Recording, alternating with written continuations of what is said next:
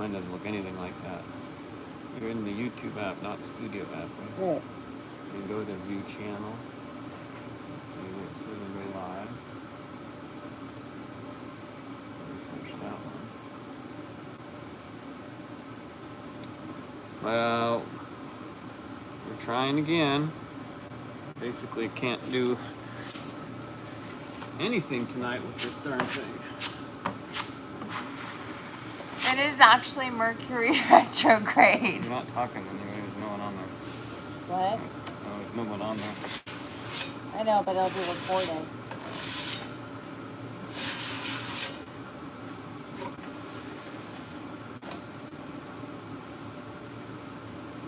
Oh, hi guys. Feel free to say hi if you're on. We can see you, and we've been having a heck of a time getting connected tonight, and we're hoping that this works. Your internet is just too Yeah. spotty. Yay, we got a heart. Yay, there's some people coming. Things are just a little tricky. I was saying it's Mercury retrograde. Ooh. Is it going right now? Is that it? No, that one, that's dead. I couldn't ever get to that one. Hi from Australia. Okay, somehow we came online. I don't know what is going on with this thing tonight, but really stiff. We could not get. We tried going live on other camera 5 times. Tried it twice on this time. Could not get it to work. In the meantime, my stack of mud has pretty well kicked off on me, so that's kind of frustrating. Ooh, hi from Austria? I'm going to see. That's where my grandmother's from. Oh, I started this one vertical and I can't change it. It's true. Sorry, I thought I could because I saw that flip the thing yesterday, but so we're stuck vertical. Sorry, nobody wants to be vertical, but here's about $20 of mud that's gone hard, and I'm gonna have to go throw it away or find a big hole to stuff it in real quick. But Audrey, you run the camera. Let me look at it. Can you guys hear me at all with this on or not? And I'm also curious, can you hear the background fan or the heater really bad? Can you hear the heater really bad in the background? We were trying to set up the other cameras so we could use our mics, but yeah, so we are in Alaska. We're in Ringgold, Alaska, and we're in the shipyard, and we are both from Alaska. I grew up in Valdez and Scott grew up in Homer. We moved here from Homer to live aboard our 66-foot steel triple-masted Thomas Colvin schooner, the Alaskan Gypsy. She had suffered severe electrolysis in the harbor in Ketchikan without any zincs on it for 6 years. So anyway, we are restoring her, and Scott is doing the second coat of fairing on the starboard side. You can hear me fine. Awesome. It is a really special place to live. I agree. We are very, very blessed. And Ringgold is a very special place. I mean, on so many levels. Like, it's really amazing here. Not just the town, but the land is super powerful. You like the beanie? Thanks. It's turning into my work beanie. It's getting all dirty, and it's actually quite warm in here, but anyway, I'm not working, so I'm just hanging out with you guys while Scott does the work tonight. You have a friend in Alaska? Do you know where at? Oh, thanks. Yeah, of course you would, because you're an angry man. That's funny. Ships, not ships. Yeah, there is massive problems with alcoholism, depression, mental health. My brother actually took his life this year in January. It's a significant issue up here. It's really bad. And yeah, everybody knows somebody who's taken their own life in Alaska. It's, yeah. So on that note, that is why I'm so passionate about and have been following your heart, living your dreams, and staying true to yourself, because otherwise you can end up in a real hot mess, you know? I've been there, done that. Whoops. And life's too damn short. So, anyway, hello, hello. Hi, my lips are blue. Yeah, probably. That's funny. Anyway, thanks. Appreciate that. Thank you. I appreciate that. You know what? It's like, I don't know. Life is what you focus on expands. So that's why I won't even repeat the negative comments, because that would give them more power. So anyhow, yeah, so here's the boat. And today I got to do some scratching in the divots. And if anyone, has anyone been with us from the beginning? I know a few of you have. Bob, you're here tonight. Holy, thanks. Nice name. Yeah, if you've been with us from the beginning, do you remember how bad it looked? It looked so bad. When we showed up in the shipyard, the guy who's been here for decades, yeah, this is a respirator. Yes, kayaking in Alaska is amazing. Can you still hear me when I wear this? Oh, Scott wants to leave. Okay. We'll go upstairs. It's a little bit. We're gonna go have a real video. Too many technical problems. Yeah, and we like going live and being present with you guys. It's fun and important to us. I don't remember what I was just saying, but it felt important. Give me a second. Okay, I'm gonna show you. Yeah, it's not that cold here right now. We're actually pretty close to like Seattle. We're really southeast. Okay, here we go. Ooh, at the door. Okay. Oh, it's nice out here. Nice and breezy. Here, I'll show you around. If you've been with us the last few nights, we've been going live, and you know, there's the boat. Where is it? Camera mode around. That's something you can do. Oh, the Alaskan Gypsy. There. Now you're gonna look that way with the camera. Okay, cool. All right. Try not to make you guys sick with like going too super fast. Oh, so what I was saying was when we got here, yeah, Airbnb. Anyhow, when we got here, the man who's been here for decades, working as a specialist with painting, he was got hold of the boat. It was true. Yeah, he says it's been made here, and it should fill up faster. Anyhow, so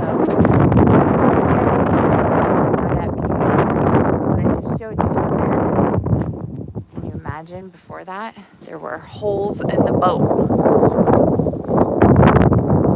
And now they're basically all filled in. And pretty soon they're going to be coated up, gel wrapped. Oh my gosh, it's messy. It's always messy. Okay. Construction life. Welcome aboard. Here we are. Special botanist painter. Here you go. Hi. Don't need this in here. So that's found us? Yeah, we've got 15 of you. Woohoo! Thanks for joining.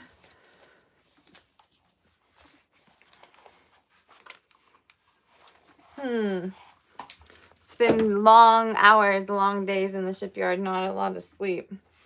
I think we went to bed at like 2:30 or 3 last night. But I think we woke up around 8. So technically that's like 5 hours of sleep or something. All right, let's see. Is there any fresh comments that want some attention? Yeah, Should that's build true. an airship. It is Alaska. Stephen Ireland, admire your courage to take on that big rusty yacht. Yeah, I was looking back at a photo today of one that was for sandblasting, and I thought, oh my gosh, Yeah. Look at that thing. It's like the delusional optimism of a person like me, I guess. You just look at something like that and you think, oh yeah, it's good. And now I look back at how this boat looked when we first got it, and I think, oh my goodness. Right. If I knew what I know now, what would I do? Probably the same exact thing. Mm-hmm. But yeah, it's definitely come a long ways. Alaska's always having earthquakes. Yeah, lots of earthquakes. Constantly. I felt a couple of really big ones. One of them, I'll tell a quick story. I was driving on the highway and it was kind of icy. I was living in Anchorage at the time, and it was November. It was like November 27th, maybe, 2018, I think, or 19. Anyway, I was driving and all of a sudden I thought all my tires went flat at the same time because everything was wobbling. And turns out there was just a massive earthquake. It was pretty crazy. Blasting permafrost, yeah. I bet Vermont's beautiful this time of year. Just even in Wrangell, the fall colors are so nice compared to a little further north. I'm sure it's beautiful. I know it is in other parts of Alaska as well, but compared to South Central, this is pretty special. There's some deep reds, and yeah, it's very windy it's really today. Beautiful. Mm-hmm. A lot of wind today, but actually it doesn't really get that cold here. The weather here in southeast Alaska is not that different than Seattle. Mm-hmm. It's for it to get in the single digits would be kind of a rare cold winter day. So oh my goodness, Minnesota does get really cold. here's the Alaskan Gypsy beauty shot. I showed this in our live yesterday, but for people that didn't see it, look at that. That's the boat we're on, and we're in the galley, or not the galley, I guess the settee area or something, and salon, I guess this area would be called. But we're in the Wrangell, Alaska shipyard, and we're working on restoring it. Yes, Audrey already said some of this, but now we actually have a few viewers in here. It suffered really terrible electrolysis in the Ketchikan Harbor, and so we're trying to save her, bring it back to life. And this is something that I kind of wanted to show everybody. This is Tom Colvin. You see, is that backwards? Yeah, we're on that boat, Richard. Oh, it so is you a guys beauty. can show us backwards. Thank you. I can't really let you look at this too closely because it's all backwards, but this is Tom Colvin, the designer of this boat. This is his... I don't know. Logo at him. Sorry. This is what he had to say about this. Someone was asking about this. A lot of boat for just two people, and he said that almost every naval architect likes to occasionally design a large vessel, and it's a rare thing. The Gypsy design is actually designed for cargo carrying and commercial fishing. Could also be used for yachting.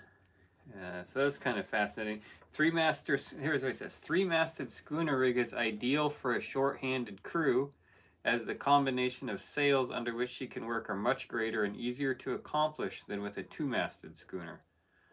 This is an excellent heavy weather rig. A vessel this size could be handled by a man and wife, provided they were not in their golden years. I thought that was pretty fascinating. You think of this big ship with three masts, it feels like, oh, well, it would need a lot of people. But it actually turns out it's the designer thought it was a good ship for just two people to sail. So that was pretty amazing. I actually found this after we had already bought the boat. So it wasn't part of the decision, but just one of the many pleasant surprises that we discovered. So here's some specs on the boat. I'll just show you what I'm going to read from there. But check the comments. It's schooner Gypsy. Length overall is 66 feet 5 inches, and the waterline is 53 feet 10 inches. 19 feet 7 inches wide, the beam, and a 7-foot draft. It weighs about 110,000 pounds. That's what this one is too. And it has a Cummins engine in it, 210 horsepower diesel, 6-cylinder, 5.9 engine. So there's a little bit of specifications on the Gypsy. It's been fun discovering all these old papers and pictures that are squirreled away on board here. So let's look through the comments, see what we're missing here. Don't read them all. People saying weird things. Yeah. Okay. Lots of support and fun too. Alaska is pretty beautiful. We really love it. And although we've both lived here our entire lives and we're both 42, I can still imagine exploring another 40 years. The boat's not moving because we're in the shipyard. We're on concrete and have been here for months. Help! Send help! No, yeah, we're working on it so we can put it back in the water. We're getting there. Learning to control the vessel, was it challenging? Actually, fortunately, no. I've driven boats like this quite a bit. Not a lot of different boats, but enough to have a sense for how they feel and handle. And this one handles really nicely. I would say it's quite predictable, and my approach is just to go really slow. So Yeah. there's videos on our channel of the first time I drove it, actually.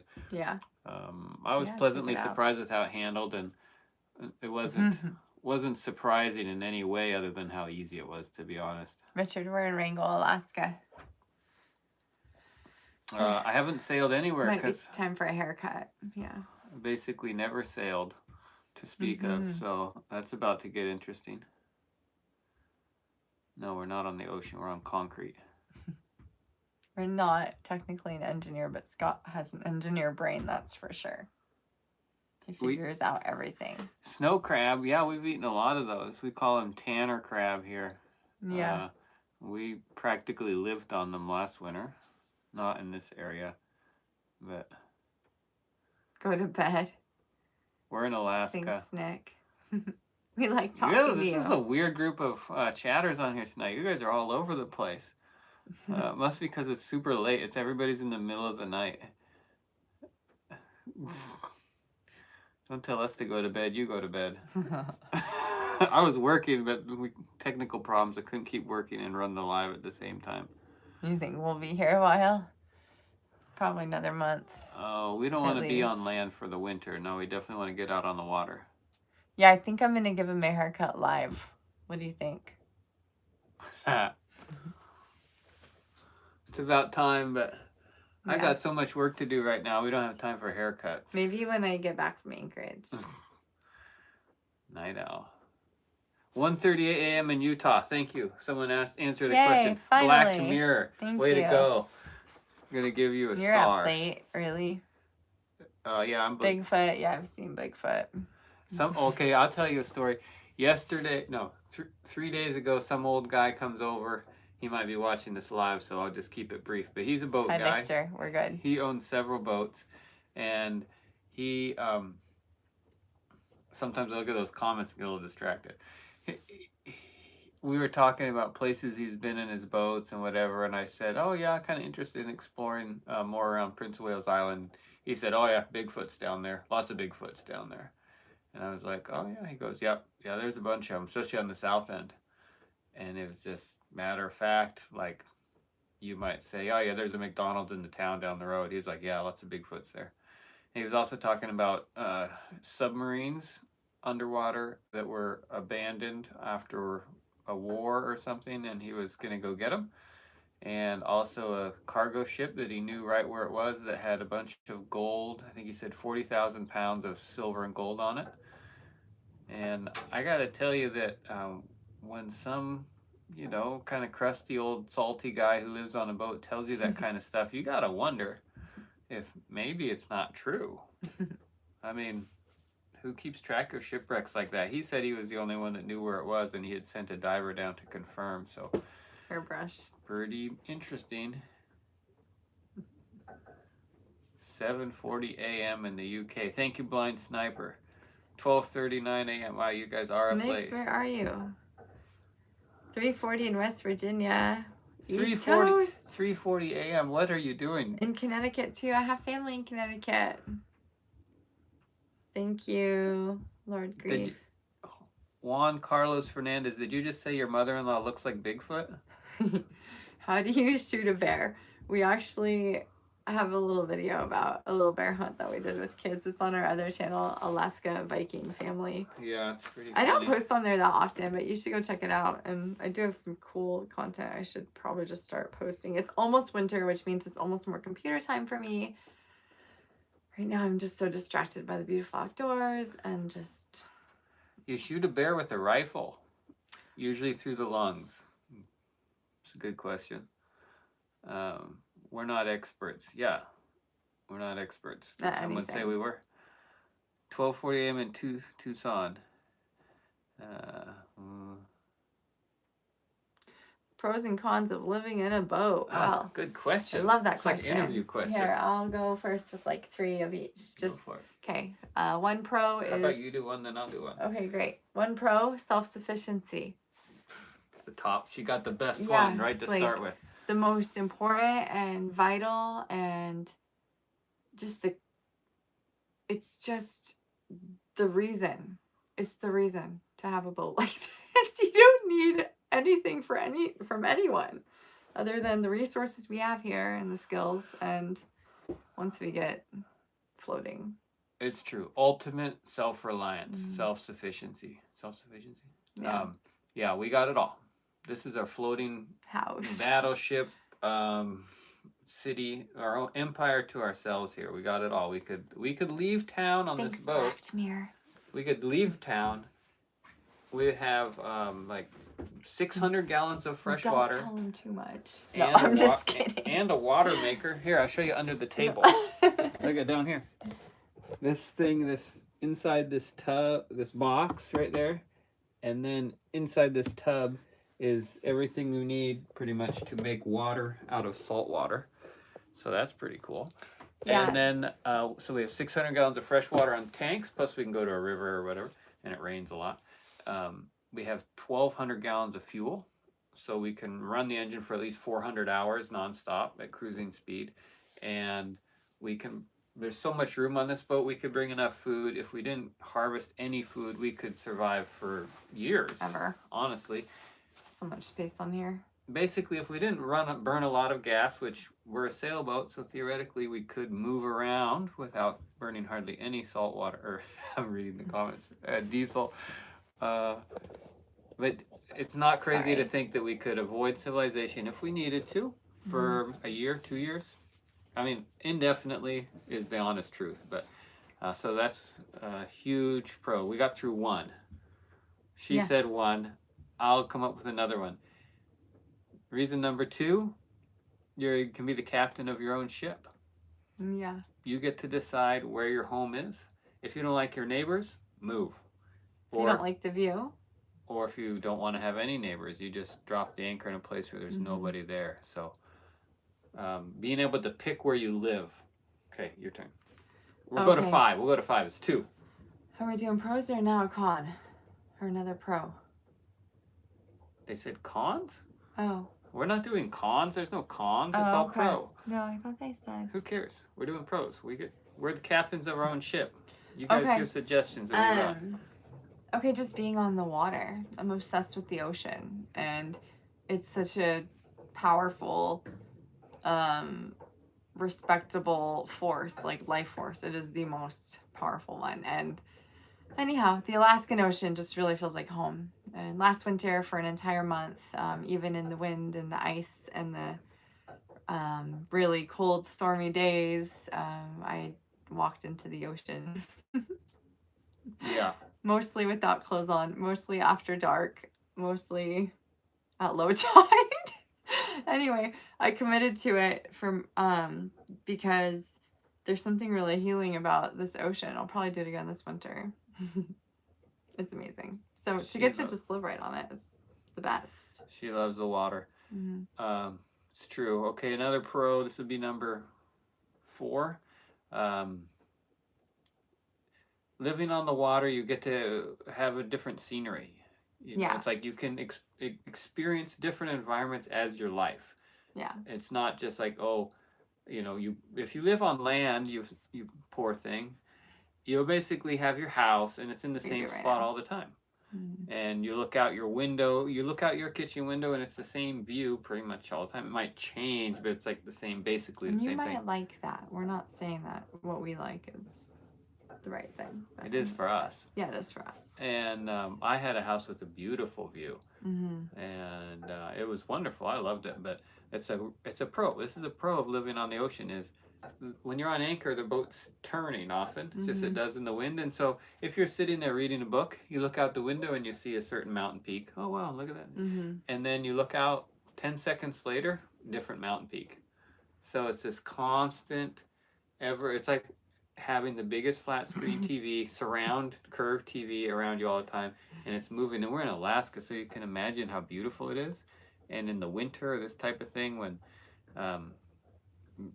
the beauty in Alaska is stunning. I grew up here. I've lived here my whole life, and I still am just completely amazed at how inspiring and majestic the natural, especially the wilderness is here. So Sorry, we are a little behind on the questions, but I am reading them, and I think they're amazing. And you got to do one we more are pro. going to get back to them. One more pro. Of living on a boat? One more pro Okay. of living on a boat. All right. On the sea or whatever. Okay, on the sea. I'm just going to say access. Like, I am a true gypsy at heart, and being able to go to the coastal communities around Alaska, which is my home state and just where I love and feel so connected to, it is very exciting to not have to use the road system, to get to carve our own path, to get to follow the tides and the weather and our desires, and just very excited about that. Like, that feels amazing. I cannot wait. Like, I cannot wait to go into Valdez for the first time on our boat. Valdez is my home, and Prince William Sound, Port Valdez is my home port, and I've only been there on other people's boats, and it's a dream to, it'll be like full circle for me to go there. So stay tuned. Okay, I read through some comments. A lot of you, I don't know what you're talking about, but there's some reasonable stuff in here. So, a sinking ship without a bilge ship, but you're on one in concrete. So, a sinking ship, well, it's not sinking anymore because I've pretty much fixed the bottom at this point. It's 2 cons on live. I'm not sure what we're conning, but let me know in the comments. Am I tricking somebody? What did you say? Years? Sorry, I don't know what years or what. Miss Alaska, most def. I would too. Most definitely miss Alaska if I wasn't in Alaska. Yeah, I missed it even when I was in Maui. Do you fish while you're out? Yeah, sometimes, but we honestly prefer to eat red meat. So mostly eat the red meat. Deer, moose, bears. But we do eat fish. Feed the kids fish. The kids eat a lot of fish. Go to Antarctica. Yeah, you're allowed to go to Antarctica? Not sure about that. I think there's rules around that for some reason. It's pretty far away from here. Thanks, Victor. Feeling the love. I want to go back because I'm done with California. Yeah, California's tough. There's some beautiful wilderness spots there, but there's a lot of people there. How much do I bench? Oh, wow. Somebody popped $10 in there. I don't bench. Thanks, Michael. I just work. Really I was doing incline bench yesterday with the sander, sanding the hull overhead for hours. That's pretty good exercise. But no, I don't lift weights or anything. Audrey does. I do. Here you go. Today I did. I'll lift weights right now, though. I went to the gym today, and I did deadlifts, and I got to 145. It's just not like a max, but I did high reps. This is late night live TV, and right? I did kettlebell swings. These are Audrey's kettlebells, 50 pounds. And I did. I don't even know what you do with this I'll thing. show you. I just see her doing things that look like she's gonna hurt her back, but she does this for fun. I just work on the boat. Okay, I'll just show you one form. Here you go, 50-pounder, boys. Pay attention. She's gonna blow the camera over. There we go. Bell swings. Kettlebell swings. This is a full body workout. Form is very important. Is her form good? And then you can do squats. In kind of a confined space. Goblet squats. That's right. It's 1:30 in the morning. And you're watching some girl on a boat in Alaska do a kettlebell workout, wearing polar fleece pants and a sweater. Yeah. That's Alaska Gypsy Life. Yeah, it is. And then you can do rows. I guess she's just gonna keep doing this. So let's do one more. Now our live is not boat work; it's lifting weights. It's a little heavy for my row. I think she just threw her back out. No, I didn't. She's showing off. She's gonna hurt herself. I'm not showing off. Is this a bad idea? Okay. Okay, cut. She's not gonna stop. I'm so done. Oh, I love working out. She loves lifting them weights. Anyway, he started that. Yeah. Oh If boy. it's a late night crowd, we got to do something weird, huh? Keeping it Okay. weird. We look at the comments. What did we get for comments while she lifted weights? Hi, Victor. Thanks. Someone said I'm depressed. I'm definitely not depressed. He's just been working hard lately. Hasn't showered in a while. Oh, you can't tell that. Okay, where are we? Something is off. Yeah, probably. You're right. I live in Alaska, but inland. I go out in the ocean a few times a year. I would rather be on the water. Yeah, I hear you, Chris. I've been all around Alaska, and I love it everywhere pretty much, but I can't live away from the ocean. So Same. I did 1 year in Fairbanks, and I don't know if I've ever been so depressed. It was pretty hard. Richard says he doesn't do drugs and he doesn't drink. Well, that's a big help in life, I'd say. I don't do that stuff either.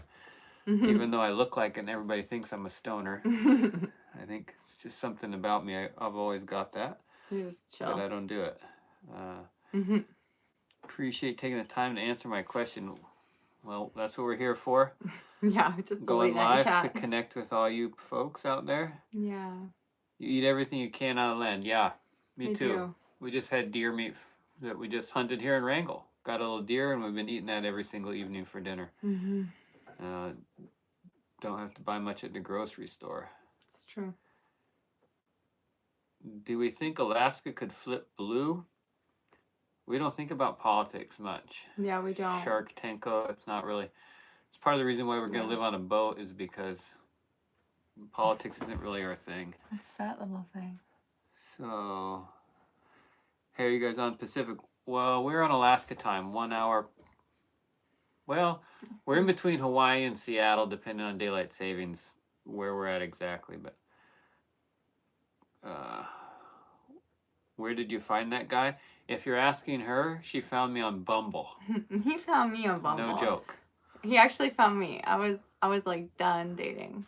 Did you find him in the Yukon out? No, I was living in Homer, Alaska. She was living in Anchorage. And it was like, I knew the man that I was meant to be with wasn't going to be online, but the universe was like, get online just one more time.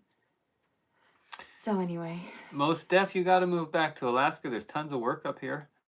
You got to survive the winter, but it sounds like you're hankering for it. Michael, thank you. I've never seen the ocean and never seen a mountain. I'm 47. Wow. Are you well, for real? Stay tuned. Go to Alaska Viking Family. Subscribe and watch to our videos. Subscribe to this channel. You're going to see more mountains than you're going to know what to do with here once we get out of the shipyard. It's going to happen. Go outside, Coop. Are you calling me Coop? Looks exciting. Coop. Hi, are you two married with children? We're both married and... No, we're not married and we have children.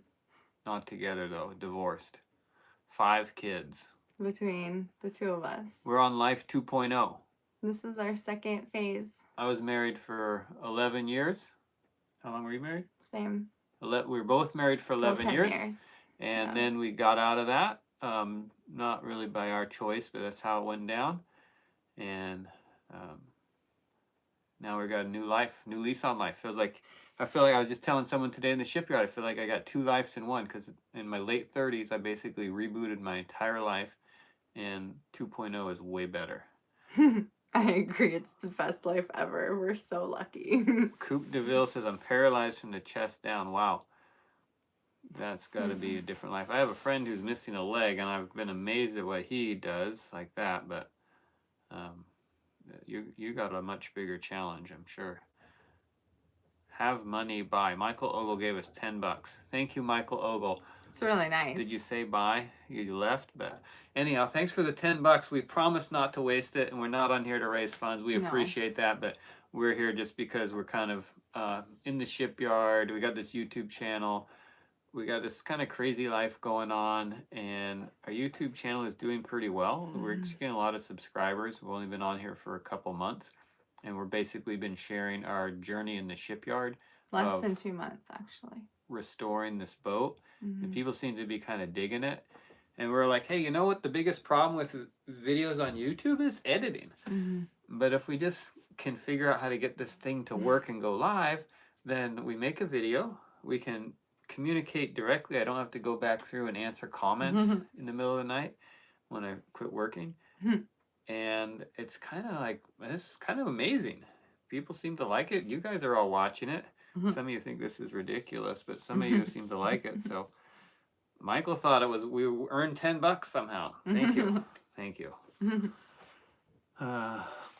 You all are good people, do crazy stuff. Yes, I'm okay. Appreciate A little that. tired, but I'm okay. Thanks. Blink twice. Can't get out much. Dream about it though. Yeah, I bet that's a challenge, especially depending on what you got for resources, family, friends, services. I don't know how that goes, but I can only imagine it's hard to find a bright spot in some days. I went on a cruise to Alaska, and Canada is so nice there. Yeah, it's amazing here. A huge fan of Alaska. Me too. I love Alaska. Lived So here my whole grateful life. that we were born here. Yo, people, be respectful and have good vibes. Yeah. I don't know. I mean, we are doing it live in basically the middle of the night, so what do you expect? Gotta be some weirdos on there. Great job, thank you. Feel the, whoa, what just happened to the comments? What happened? We just got like 100 new comments all at once. Great job, feel the burn. It's 11:51. Cool. Well, yeah, you must be on Alaska time, Chris. There's a rifle behind us. Probably not supposed to talk about that on YouTube. But it's a hunting gun. Yeah, we posted a video with it the other day. That's right. Doe or dinner. Yeah. Saw a deer, thought it was a doe for a long time. Hung out with it for like 10 minutes. Finally realized it was a buck and shot it. After it was like gently scratching its head / rubbing its... Thanks, William. Standing up for me. What did he say? Good, that enclosure and record Hi, time. William. Yeah, I know. time-lapse feature on the camera makes it look like I work quick, and I can Hi, cut out all the Chris.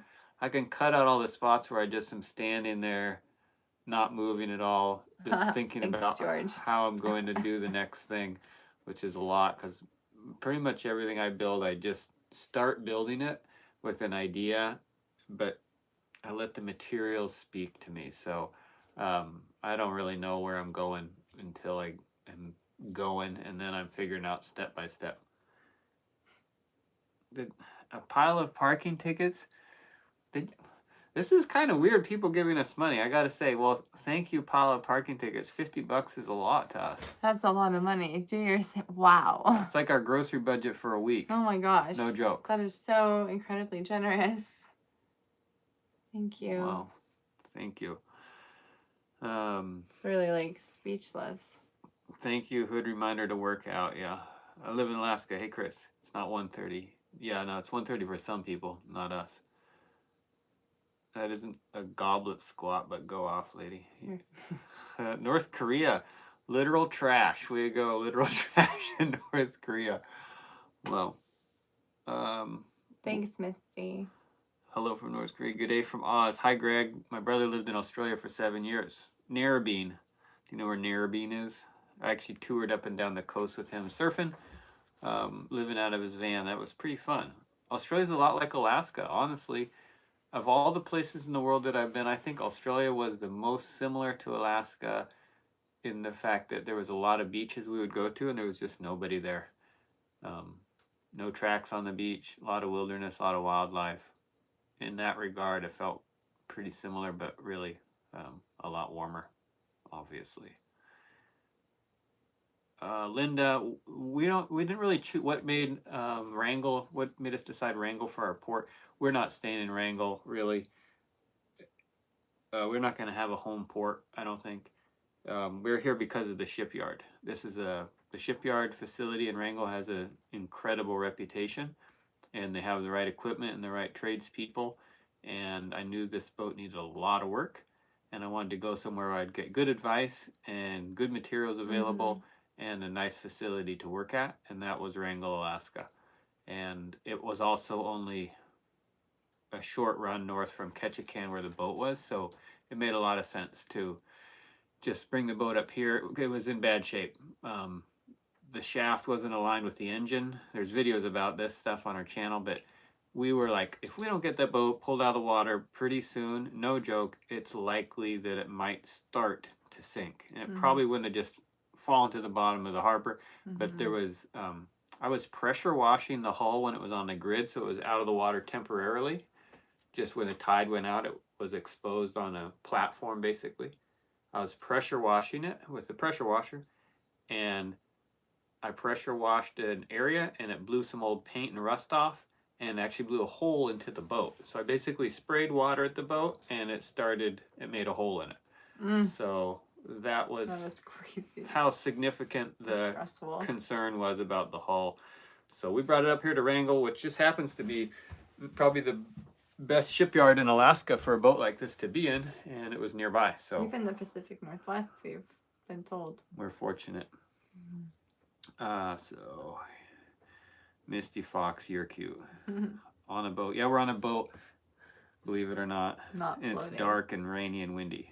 And I'm supposed to be working on the bottom of it, but we couldn't do, I wanted to do the live down there and be working, but we were having too much technical problems.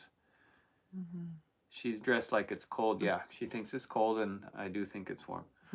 I've been working under where we have the tent around the boat now to keep it warm, because I'm putting epoxy fairing on the bottom of the boat, and it needs to be warm so that stuff can cure. So we're investing in quite a bit of heat right now to keep it warm enough. I don't know what Jose Valdez sent 100 for 2 joules. I honestly don't even know what this. There was this thing on YouTube. We're pretty new to YouTube. There was something that was like turn on super chats, and I was like, I don't know, super chats. Turn on super chats, and it said something about rubies and jewels and stuff. So I guess we're gonna have to learn about what those actually mean. But thank you, Jose Valdez. Audrey grew up in Valdez. Yeah. You might call yourself Valdez, but you're born and raised. I lived red in Wrangell in the early '80s. I lived in a cabin on Zemovia. Oh yeah. Hi, Linda. That's cool. Hi, Linda. We have friends that live out Zemovia Highway. It's beautiful. We drove out there and got our deer out the logging roads. You probably heard about the landslide. It's out there. I think it's like mile 8 or 9. Huge landslide. If you didn't hear about it, it's pretty wild. I think it's 11. Took out a house and the whole road.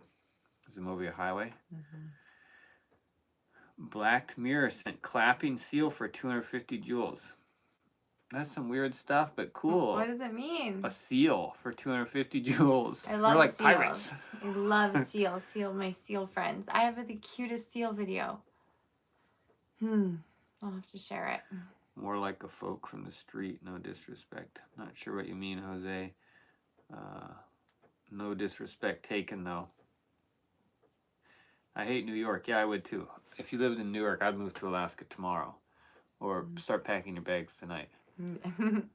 Thomas McGee, we're in Alaska in the Wrangell, Alaska shipyards. We're on a 80-foot overall steel schooner. It looks like this. For anybody who's new, we're on this boat right now, but it's not in the water. It's actually just in the shipyard, and we're working on the boat, but the sails are not up. It's midnight, and we're taking a break from the work to do a YouTube live, because we're trying to grow a YouTube channel and find our tribe, and we're having fun with this. So yeah. I live in South Central now and have lived as far north as Barrow. Yeah, I lived in Homer recently with Audrey too. That's where my kids are. I don't know what that is. Raised in Petersburg and Sitka.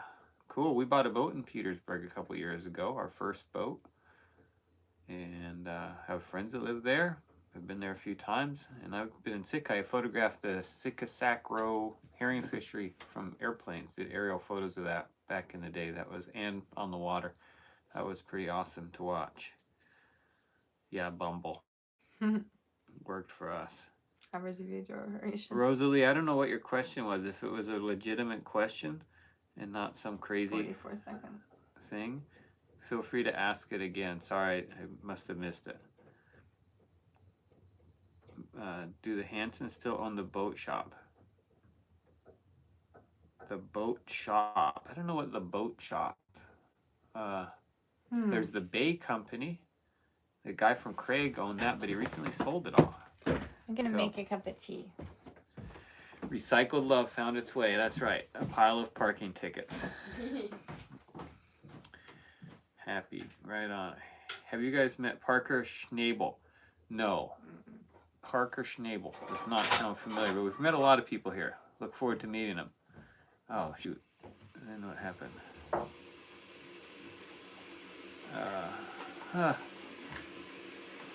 What happened?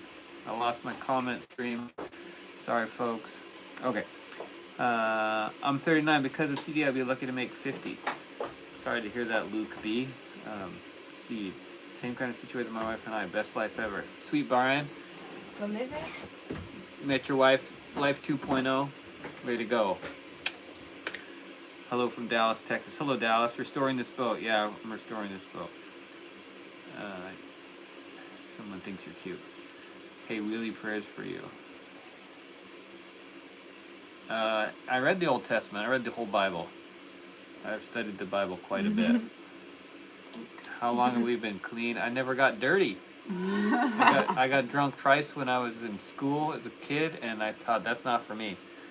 And now I got drink a beer maybe once a week or something. Not even once a month, probably. Once every 3 months. I like them. I just don't have the budget for them, to be honest. GWOT. I'm not sure what that is. I like your sister, brother. You don't know my sister. Thanks, pile of parking tickets.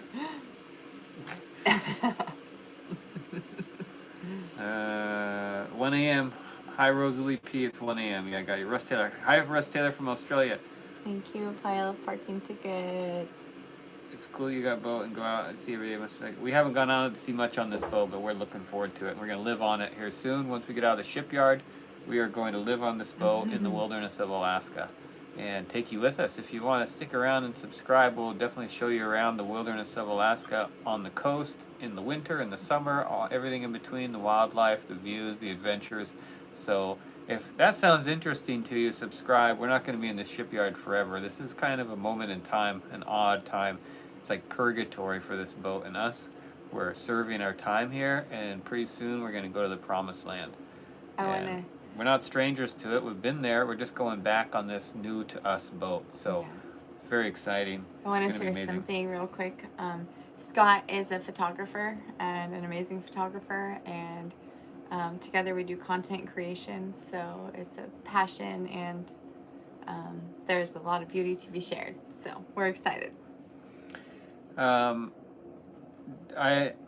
My dad is a welder. This is to Janella Escapade. I've seen your name on here before. Thanks for coming back. No, I wasn't really trained in welding, but I have had good technical support with my dad, asking all my questions that I wanted, and self-taught. But I'm certainly no expert. I have a lot to learn about it, but I have decent skill at it, enough to do a lot of what I need to do and learn along the way. My main thing with all of the trades and skills, mechanics, woodwork, all that stuff, I just am kind of fearless about giving it a try, and I'm not afraid to be wrong and make a mistake, and so I just go for it and keep an open mind and ask questions and use online research or resources, and it's worked really good for me in my life. So I don't know much about all this stuff other than what I've learned, and I've mostly learned by just trying, so I just go for it. That's all I can say.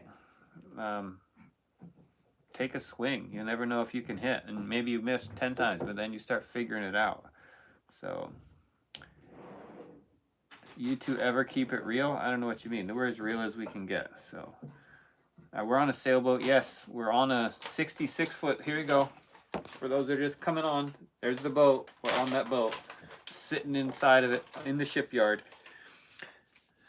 I don't see how I can keep up with these comments. Pleasure being here. Thank you, entertainment. It's December when the sun does not rise. Down here, the sun always rises. It's cloudy a lot. We don't always see it, but it's you have to get pretty far north in Alaska to have the no sun rising and the sun all day alternates. So it's pretty moderate here. It's a lot like Seattle, to be honest. Where I'm from is a little kind of halfway between, but it's pretty normal weather around here, really. Tasty tea. Jewels are just a way for people to spend more money. Okay. It's their money. They'll spend it however they want. Hi, Linda. Yeah. Yes, I heard and saw pictures. Not sure what. The bummer with super chats is that YouTube takes 30%. Yeah. Well, YouTube is offering quite a service here because YouTube has made a platform that makes it possible for us to do this, which if I didn't have these technical troubles like I did tonight, it's pretty easy.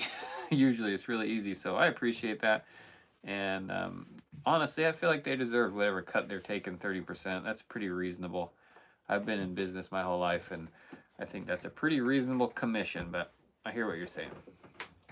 We live in the promised land, Frank. Alaska, for us, feels like the promised land. It's absolutely amazing. We both grew up in Alaska, Fred, and Audrey from Valdez, Alaska, and I grew up in Homer, Alaska. And they're both small towns on the coastline with snowy mountains and glaciers are all around them.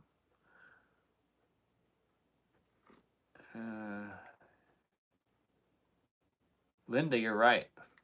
Are you applying for the job, moderator for the comments? We are really new to this, and we should probably go watch some other people's channels to learn how people actually do this stuff, because we were just stumbling our way into it. What did she ask? She said could sign someone as a moderator to help filter the unwanted trolling and inappropriate comments. Oh, that's a good idea. So far it's been pretty clean, but we haven't done any of this late in the day, so maybe we're learning something. George, we are pretty happy. She's taking me for my mind and skills. Oh well. I'll be taken, I guess. She's my biggest fan too, so yes. Go for it, take a swing. How about sorry? How about sorry for what? Okay guys, nice hanging with you. I'm off to bed. Good night, Most Def. Hope you get to come to Alaska again sometime soon. Yeah, thanks for tuning in and connecting with us.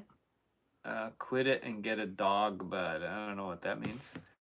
How big is a boat? This boat is 80 feet overall, 66 feet on the deck.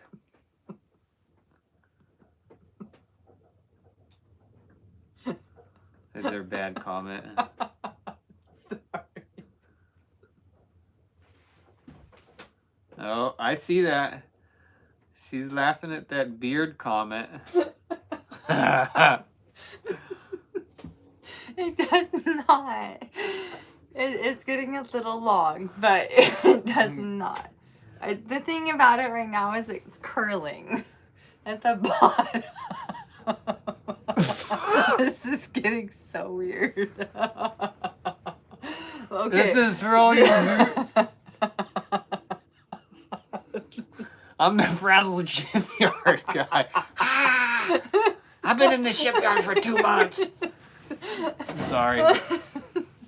Richard said we're beautiful. Oh, thanks. Moderators ruin the channels. Well, that the doesn't trolls sound like very fun. Ruin the channels? No, whatever. I don't care what people put in these comments. Seriously. I mean, seriously. What flavor of tea? We do care, but... She just drinks chocolate, not tea. She calls it tea because it's hot liquid. Okay. But...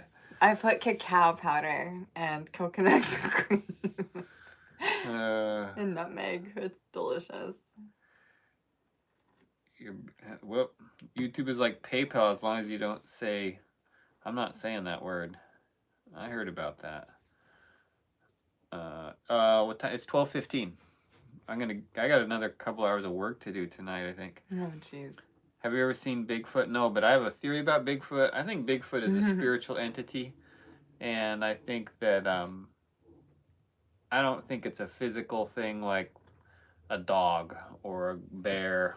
I think it's a spiritual presence or energy, and some people see it, some people don't. I think probably two people could be looking. One person sees it, one person doesn't. That's my opinion on it. Kentucky. Hello, Tucky. Kentucky. Sure. Linda's offering to be on our live chats. Whoa, what up, Linda? Well, you can see we probably need... Well, you have rights... Cops shave duties. Cops have duties. He thinks moderators. Maybe he doesn't like cops. He thinks moderators are like cops. Linda, your name is really familiar too. Stefan Gonzalo, YouTube takes 30%. That's crazy. Shoot us an email. I don't know. They gotta actually they probably don't need to make money, but it's business. If you want. You know? Business. They gotta pay people and profit. That's what they do. If you can do it better and cheaper, you go for it. Good idea with the trust fund, girl. What trust fund? I don't know. We don't have a trust fund. Mm-mm. Not that I know of. A woman is bad luck. You got to tell her to leave. Women are powerful manifestors. The Nigerian nightmare. I don't know what's going on in your life, but that doesn't sound real good. But um, if you're energetically aligned with a woman, that's like having a superpower. If you're energetically opposed to a woman in your life, that's like having flat tires. So Yeah. bad luck. You could experience that because it does seem like supernatural in that regard. If if the woman that you're with is um, energetically aligned with what if you're working towards a goal together, things I believe they are manifest much quicker. It's true. It's like an energetic thing that women are better at than men generally, I would say. So they could be bad luck if they weren't. Yeah, it could feel like bad luck, but it can also feel like good luck. Black's Mirror doesn't like moderators. Yep, I agree, Linda. It's going to be amazing when it goes sailing. That did make me laugh, River.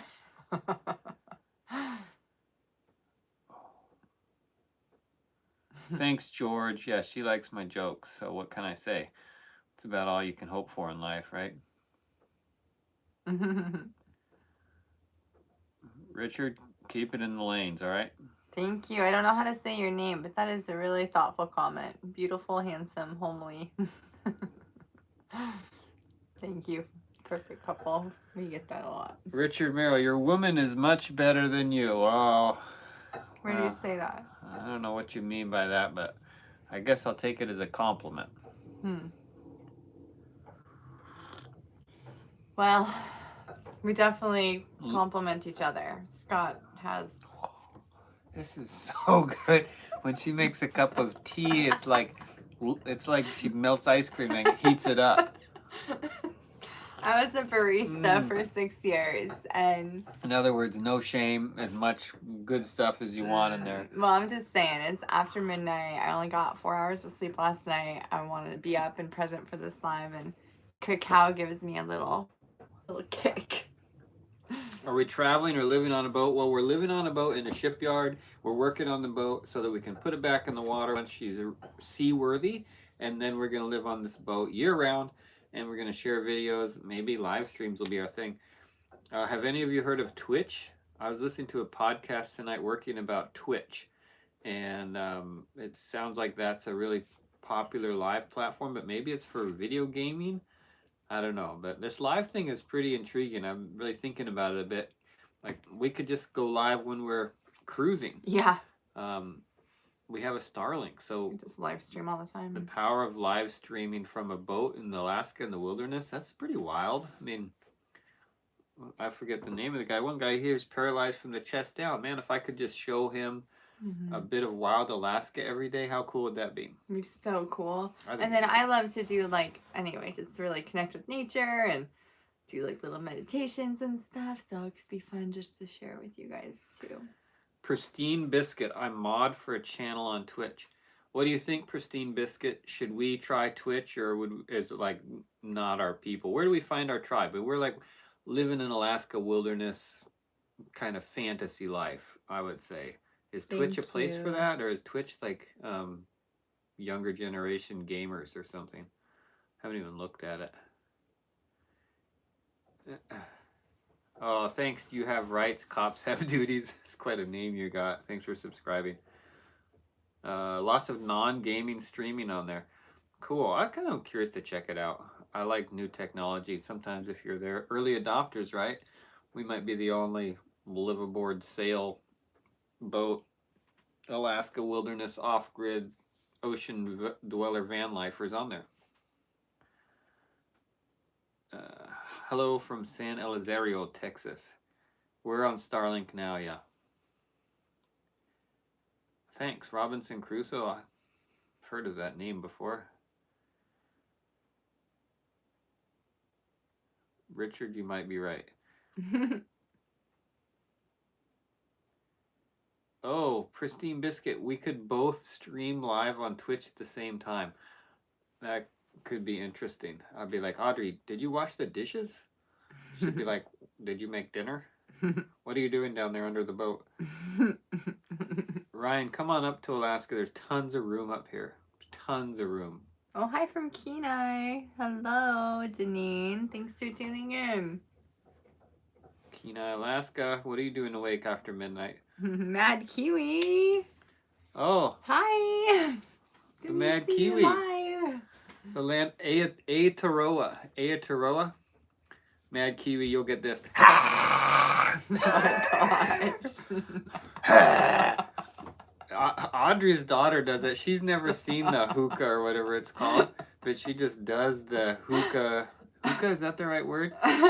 Help, don't my Kiwi brother there. She just does it. It's like instinctual for her. It's quite funny. Mm-hmm. But yeah, that's a New Zealand Maori Haka. dance. Haka.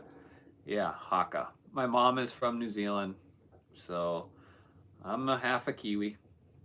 It's like 39, 40 degrees outside, I think. Might have warmed up a little bit, but it's windy. Moose tastes pretty bland. It doesn't have a lot of flavor. It's what I grew up eating. Moose was the only thing I ate through my whole childhood, the only red meat that we ate. We had a garden and we bought some food also, but mostly we ate a lot of hunted goods. Moose meat, pretty much it. It was like one moose. We had a family of 5. One moose per year. Fed our whole family when I was a child for the winter. For the whole year. It was good. I love moose. I like black-tailed deer better, but moose is good to have too. It's just, there's a lot of meat in a moose. It's like, one moose is the equivalent of probably 8 deer or something. So. Well, and with all 5 kids, like, they eat a lot when we have them all together. Daniel Evans, find something good to do with yourself. That's the weirdest comment. It's not cold all the time here. No, somebody told me it was 70 degrees near here in March. So that's pretty amazing. Oh my gosh. Whoa. That's weird. Someone needs to, how do you get someone off your chat? Remove. Put user in timeout. There you go. And just remove him. There you go. Timeout. Have you seen a Sasquatch? No, I haven't. I know some people who are pretty into them. Fielding. Mad Kiwi's got a memory like a steel trap.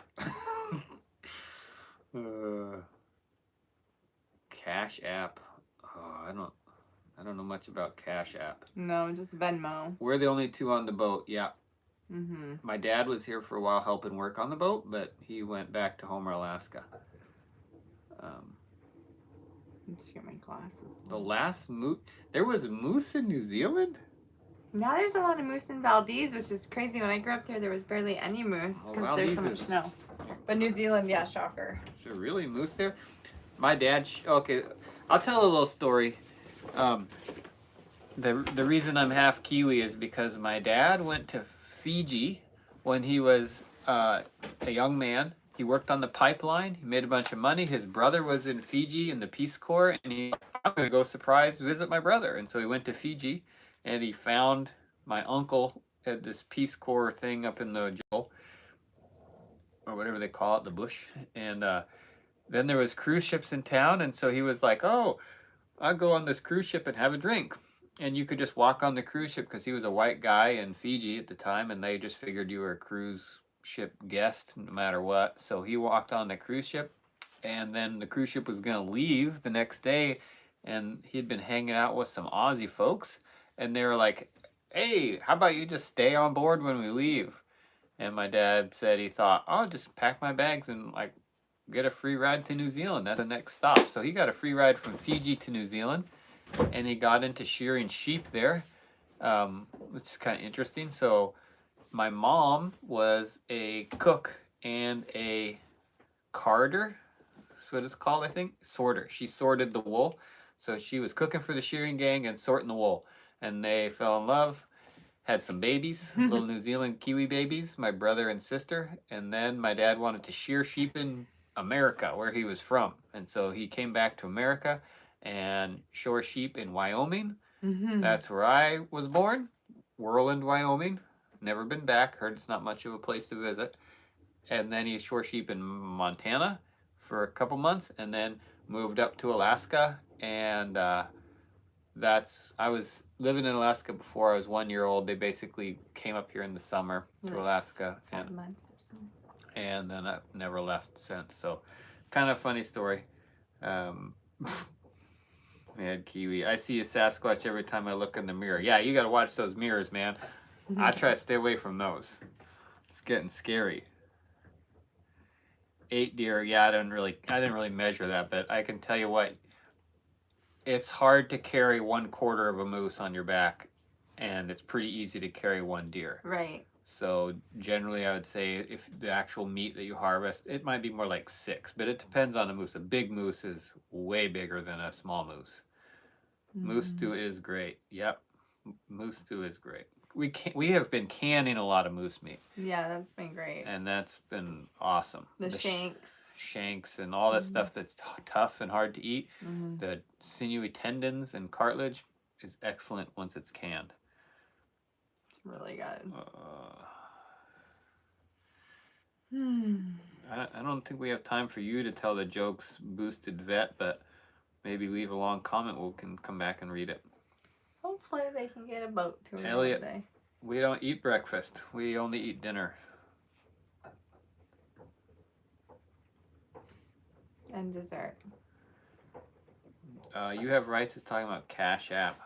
I don't know. Thanks for your enthusiasm and desire to support our cause, but you might just have to stick around a little bit and figure out when we finally get things dialed in a little bit better. We're just kind of hacking our way through this whole thing, and not here to earn money from our viewers, but we sure appreciate the support.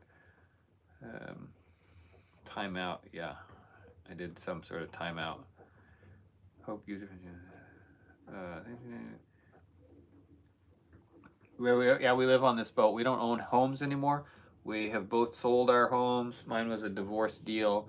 Audrey had a home in Anchorage. She sold it, and we've been living in a remote cabins or on boats for the last 2 years.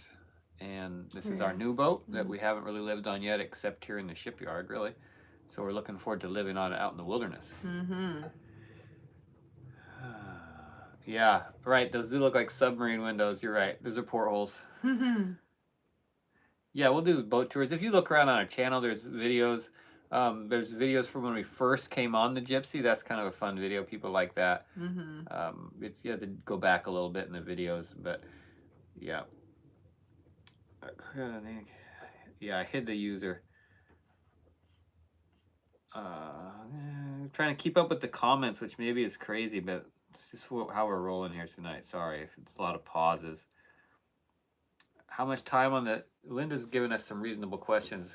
So I'm hoping that we can be in the water by Thanksgiving. So wow. Hold me to it. That's my prediction. I said this last night, and I'm giving myself a goal, and it's 12:30 at night, and I am going to go back to work tonight because it's in the morning now, because I do want to try and be in the water by Thanksgiving, and I do believe it's possible. I need a prop, I need a shaft, I need to mount my engine again, I need to finish the hull work, get it painted, and there's a few other things, but those are like the big items that have to be dealt with before this thing can go back in the water, and I can't wait. It's going to be awesome. So that is really a very thoughtful and generous gift, Mad Kiwi. Thank you. Especially $50 US, bro. That's wow. got, how many New Zealand dollars is that anyhow? Thank you so much. Thank you. Have a date night. We will. We'll go support a local business, and we'll take you with us. We don't have time for dates now, but we'll do something special. Like we'll have something besides deer meat to eat. Audrey bought 2 things of Ben and Jerry's tonight. We already ate one. That's true. They were on sale. We waited for them on sale. Passed them up a lot of times first. So my granddad worked on Nandi Airport during the Second World War. I don't know where Nandi is, so not really sure what that means. Nandi. Was New Zealand involved in the Second World War? Seems like probably not, but maybe. I'm not black. Nope. Jesus died for your sins.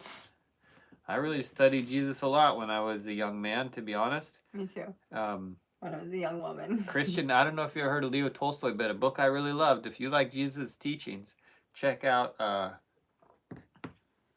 Gospel in Brief. I really enjoyed that book. It's all about what Jesus taught, consolidated into one book.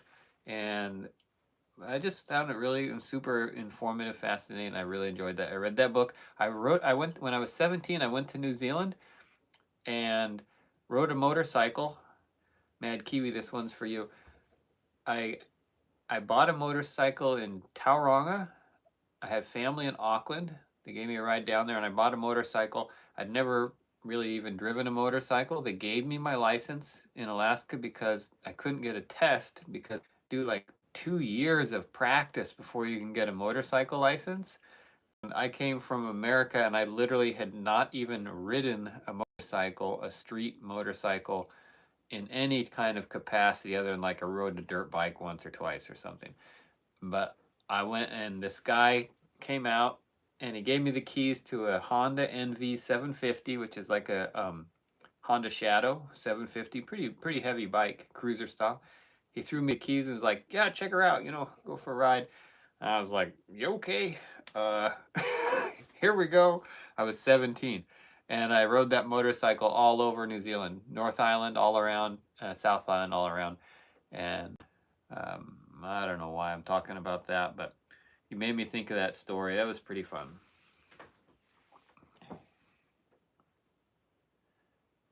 What? What did Funny you just about do? the Ben and Jerry's. What? Just Did you scroll skip to the down. bottom? I just scrolled down. Should I just give up on trying to keep up with the comments or what? We're kind of good. Oh, Jesus died for your sins. Well, I think that's what got me thinking about this. I read that book while I was motorcycle riding all around New Zealand. I read The Gospels in Brief. That's what made me think of that because that was the time I was really into that book, reading it. And it was when I was riding around on the motorcycle. Interesting story. So I was thinking how old I was. Yeah, we eat moose. Len! It's Len! Len gives us the moose. Oh, you eat moose? Thanks for the moose, Len. Nobody knows how much moose we eat better than our man here, Len Fabich, who is probably cutting moose antlers up into dog chews right now because he's the antler man. Mm-hmm. Nobody touches more antlers than Len Fabich. Choose Alaska. Choose Alaska like CHEWS. If you got a hungry dog, he's your man. We're hungry dogs. He's our man. Arkansas. One moose is a draft horse. One moose. So tell me more about Patreon. Why do you think that's the way forward? Patreon. Patreon. Greetings from Arizona. Boatman. No problem. I'll stick around. Oh, thanks. How cold is it? It's not very cold. It's windy and rainy though. It's like 40 degrees. Above freezing, but not by much. Black Mirror, we agree. It's pretty crazy. Big fans of us boat people. We hope to really be boat people soon. Wow, we're just shipyard people. Take you guys on the journey. Black Mirror, yeah. That what you were just commenting on? Yeah. Yeah, we've been amazed by the reception here on YouTube. All you crazy people that are up in the middle of the night to listen to us read comments. No, we're not on the water. We're on concrete, but it's covered in water because it's raining really hard and the ocean is just right behind us. Miss some water. Not very far at all, so we're close to it and we're going to get on the water soon, so stick around. It's going to be awesome.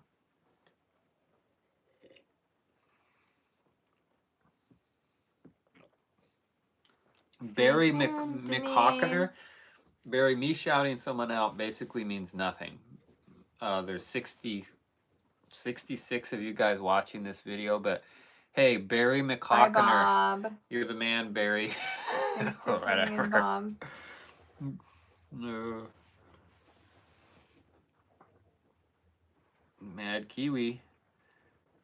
Whoa, sometimes these comments jump. It just went down. Nothing really happened. It's right there. It stated. Just moved at the bottom. Pref pronouns. I. You can call me Captain. I've broken the back of the hard work. Does that mean I've got through the worst of it? If that's what you're saying, I totally agree. I'm like, I'm just running the victory lap kind of right now. I got a task ahead of me. So right now what I'm doing on the boat, we're kind of just all over the place, but we're in the shipyard working on our boat. If you're new to this live stream, here's the boat that we're on. It's a 80-foot steel triple masted schooner sailboat motor sailor.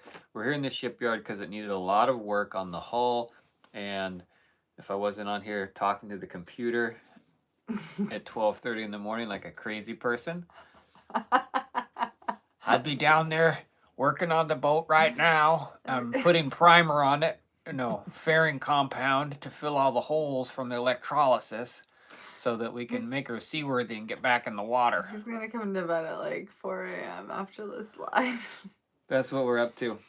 But right now it feels good because I got a task in front of me, a big long task. I can work for hours at a time on the same thing without having to make any decisions about what to do. Progress. Finally.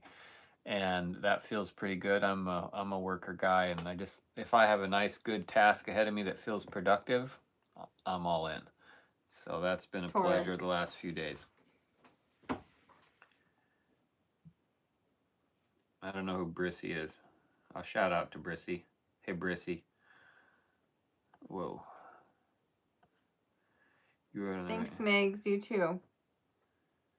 Yeah, Mad Kiwi mentioning motorcycle riding on the other side of the road in New Zealand. Everybody drives on the other side of the road. And I'll tell you what.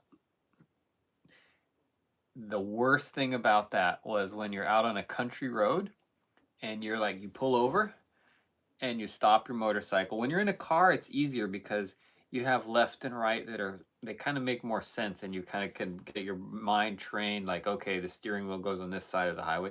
But a motorcycle you got, your left and right hand, but you don't really have a sense of like the motorcycle doesn't have a left hand and a right hand side so much. It's nothing really distinguishable.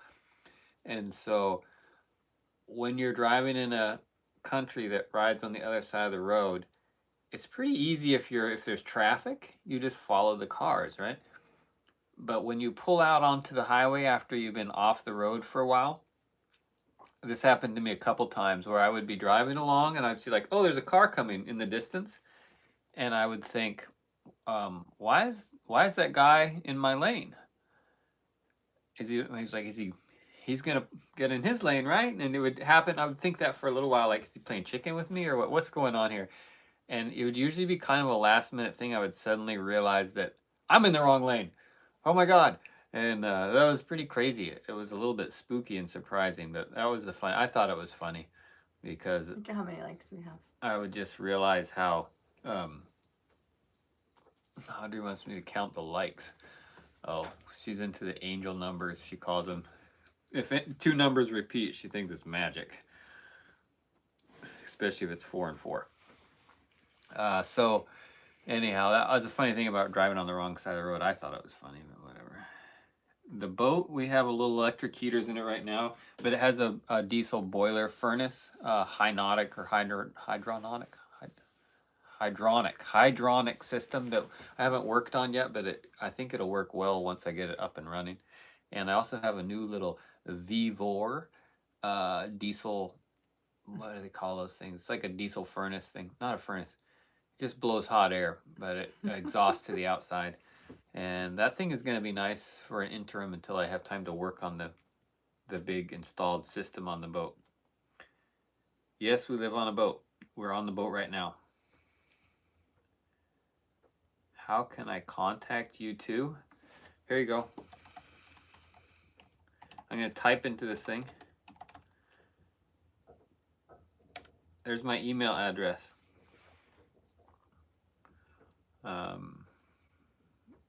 Who asked that? You can also go to, I'm going to type my website in here if you want to see some photos of Alaska stuff from my past lives. There you go. It's your Viking family. Okay, another one. This one's got a lot of recent. Oh, I'm typing in URLs for anybody who's actually interested in who we are and what we've done or do or did or whatever. Here's some web stuff. Oh shoot, that's wrong. Oh. Sorry, I wrote the wrong URL in there. This is a long story I'm not going to get into right now, but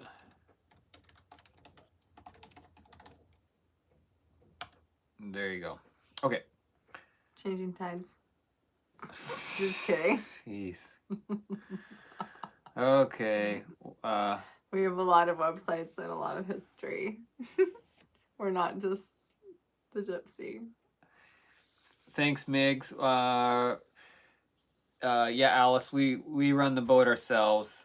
We don't know how to sail, but we're going to learn how to do it, and we're going to make videos about it. So if you want to see some poor Alaskan learn how to sail a giant yacht with a whole bunch of sails on it, like that thing, stay tuned. It should be interesting. I promise it'll be entertaining because I think I might just wing it or sail it. Go for it. Thank you so much, Matt Kiwi. Matt thinks you're cute. Thanks.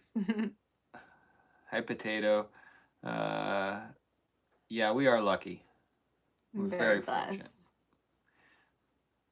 Yeah, it is from a storybook. This boat, I mean, I could make hours of video content about how amazing. I was just telling someone in the shipyard today how... Don't worry, we will. I had no idea how cool this boat was, and I feel so honored and privileged to be able to even work on it. Honestly, just getting to work on this boat is like a real honor in life. It's a very cool boat, and this YouTube channel is going to be a lot about this boat and what it does, what it can do for us and anybody who joins us on the journey, because it's an incredible thing, and I'm fortunate that we're able to be stewards of its legacy. Honestly, that's how it feels to me. So.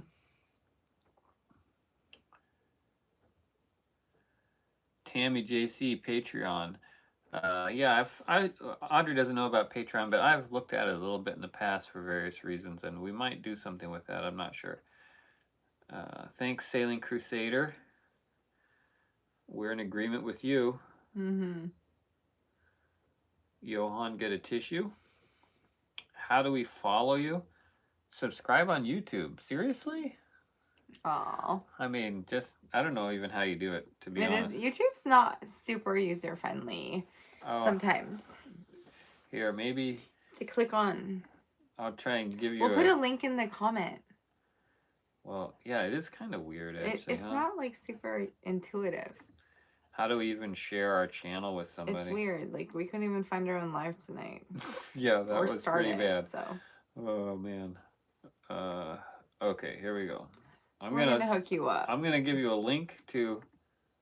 Shoot. This is to our channel. I know this is kind of strange that I even have to do this for you, but it might actually be helpful. There's our channel. You can go there and subscribe. I just put a comment in here or whatever. So click on that and you can subscribe if you want. You can pin it. And we'll try not to bore you to death. Are y'all going to have to do a lot of replacement of rigging? Probably, but I haven't really even looked at it yet. There's a lot of stuff on this boat that I haven't looked at because I've just been really triaging my attention and focus on the things that absolutely must be addressed. It's expensive being here in the shipyard, and so I got to really try and focus on the things that I absolutely need to get done before we go back in the water. And having the rigging set up is not one of those things. I look forward to checking it out and learning about them, the rigging. Excuse me. But until then, I just have to wait. It's like a lot of the systems on board. I haven't even really looked into them yet because I've just been focusing on the hull, because without a seaworthy hull, this whole thing is kind of not really worth paying any attention to. So I'm not a sailor, me neither. So I'm not real familiar, but 3 masts and 2 crew, won't that be real hard? Well, actually, good question. I was just reading earlier this thing from the designer of this boat, Thomas Colvin, and he said this triple-masted gaff rig schooner is a great boat for a crew of 2, if you can believe that, because it has so many different sail options, I think is what he was getting at. So I think we're going to be able to sail this thing by ourselves, and we have a Cummins 5.9 engine, so if the sailing's not working good, no problem. Yeah. Oh yeah, horizontal or vertical on the lives. We are just learning this. Excuse us, but I do want to do them horizontal more, and I didn't do this one horizontal because I goofed up, and it's a long story. We had a lot of technical troubles tonight getting going on this live. I tried like 5 times to go live, and we couldn't even find our own live video, for goodness sakes, let alone let other people find it. We couldn't even log into our own live for some reason. So okay, yeah, there's our. No, that never happened. What? 750 Honda Vroom. Yeah, that was an awesome motorcycle. I loved that motorcycle. Hey from Minnesota. Hi Greg. Can you see me? Am I blocked? No, you're not blocked. Hi Pointless 369. Have you been to Brisbane? No, I've not been to Brisbane. Went north and south from Sydney, like a few hundred miles north and south. Mostly surfing and hanging out with the wallabies. You're stuck in Walmart? Give you some tips? I don't know. Walmart has some good prices on stuff. You're probably in a good spot. I don't know what this guy is. Time out for this person. There you go.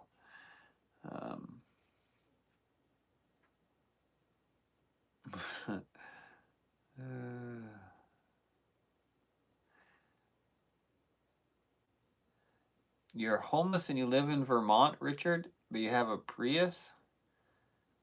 That's kind of bizarre. Isn't there work? Can't you find some work to do? Seems like come to Alaska, there's people are looking for workers all the time here. So much work. Morning. Raise the picture. The words don't block the picture, please. The words? Like this? There you go. Mad Kiwi sent an email. Cool. I can't even keep up with the comments right now, but I'll read it later, you bet.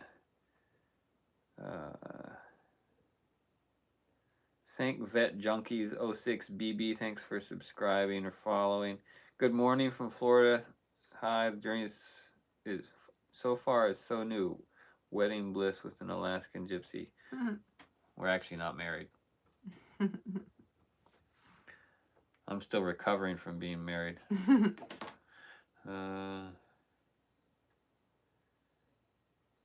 Yeah, Alaska's not that cold always.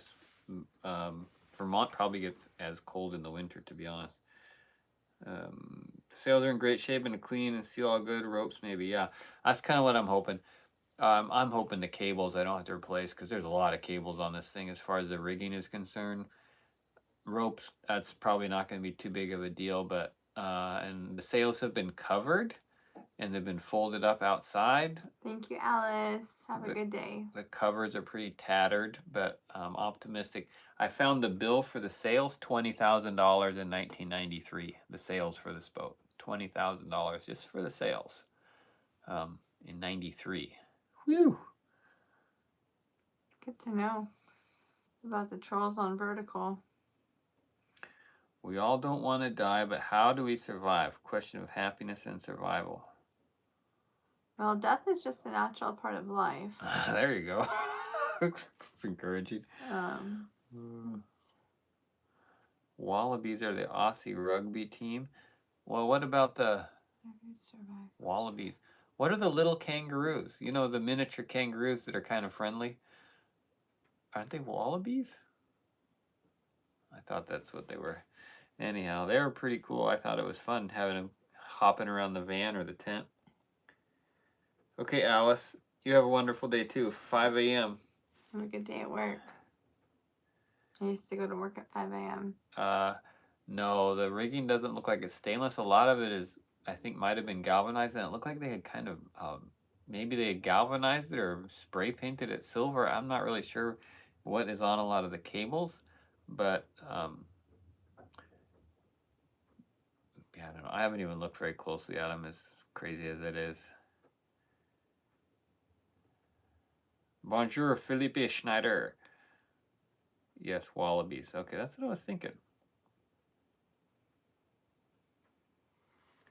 Okay, Richard, you're obviously wanting to talk about the big issues in life. I'm game for that. So here's my theory on life.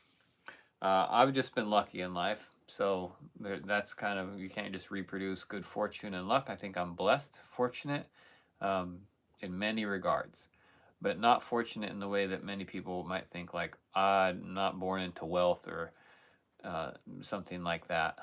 Born into a good, solid family, which was a great foundation for my personality, which I like to explore and adventure and kind of push the limits. But when I was a kid watching other kids, I kind of learned my approach to life as a child, and I've sort of stuck with it. And that my belief around life and having a good life is, Audrey's still awake, is it's the small decisions. If you want to look at it like, how did I get here or how do I get somewhere else? My belief on the matter is it's little decisions, millions and thousands, hundreds a day probably of small decisions. And when I look at my life and I compare it to other people's lives out of curiosity, it's oftentimes it's not the big moments in life as much as just she's falling asleep as small consistent decisions, micro decisions I'll call them, but making good micro decisions I think is really the key to moving your life in a direction you want to go, or at least avoiding not going a direction you don't want to go. So that's what I see a lot. I see a lot of people who are in tough positions, and a lot of times I recognize they're there because they've made decisions that have put them there, and they were usually decisions made for short-term gratification. They made sense in that moment, but they didn't make sense in the longer term consideration of life and where you're heading. And so this may or may not apply to you at all.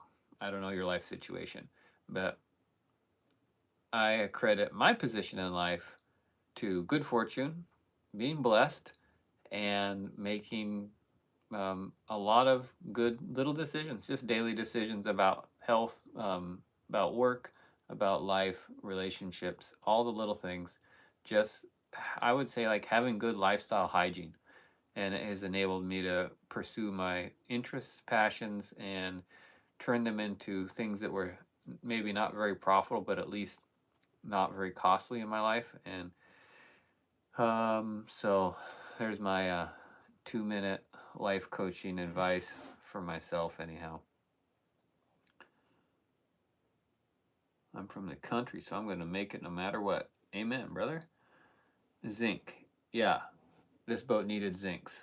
Didn't have zincs for too long. I was into cooking on a boat. Took a while, and I use all that oil cook stove and oven. Yeah, it's kind of different, isn't it? But a little bit like cooking with wood stove, which I quite enjoy that. Why can't other people go to Alaska? Why can't they? I don't know. Good question. I have no idea. Justin Robertson, in Alaska, is it true you all get paid for living there every year? Oh yeah, don't you get paid? Yeah, no, it's kind of crazy. This thing called a permanent fund dividend, and some politicians back before they were all total snakes, I guess. I don't really know how this works, but they had a bunch of money, so they set it aside and said, we're going to invest this money and we're going to give a portion of it to Alaskan residents each year. And it was a very large sum of money. And their idea was that the gains on that investment, there would be a managed on the investment would be distributed to the residents of the state of Alaska. And it's been going for a long time. And this year I think it was about $1,000. But it was supposed to be 3,600 based on the old formula, but they changed it. They're not following the Constitution. There's a huge petition happening. Anyhow.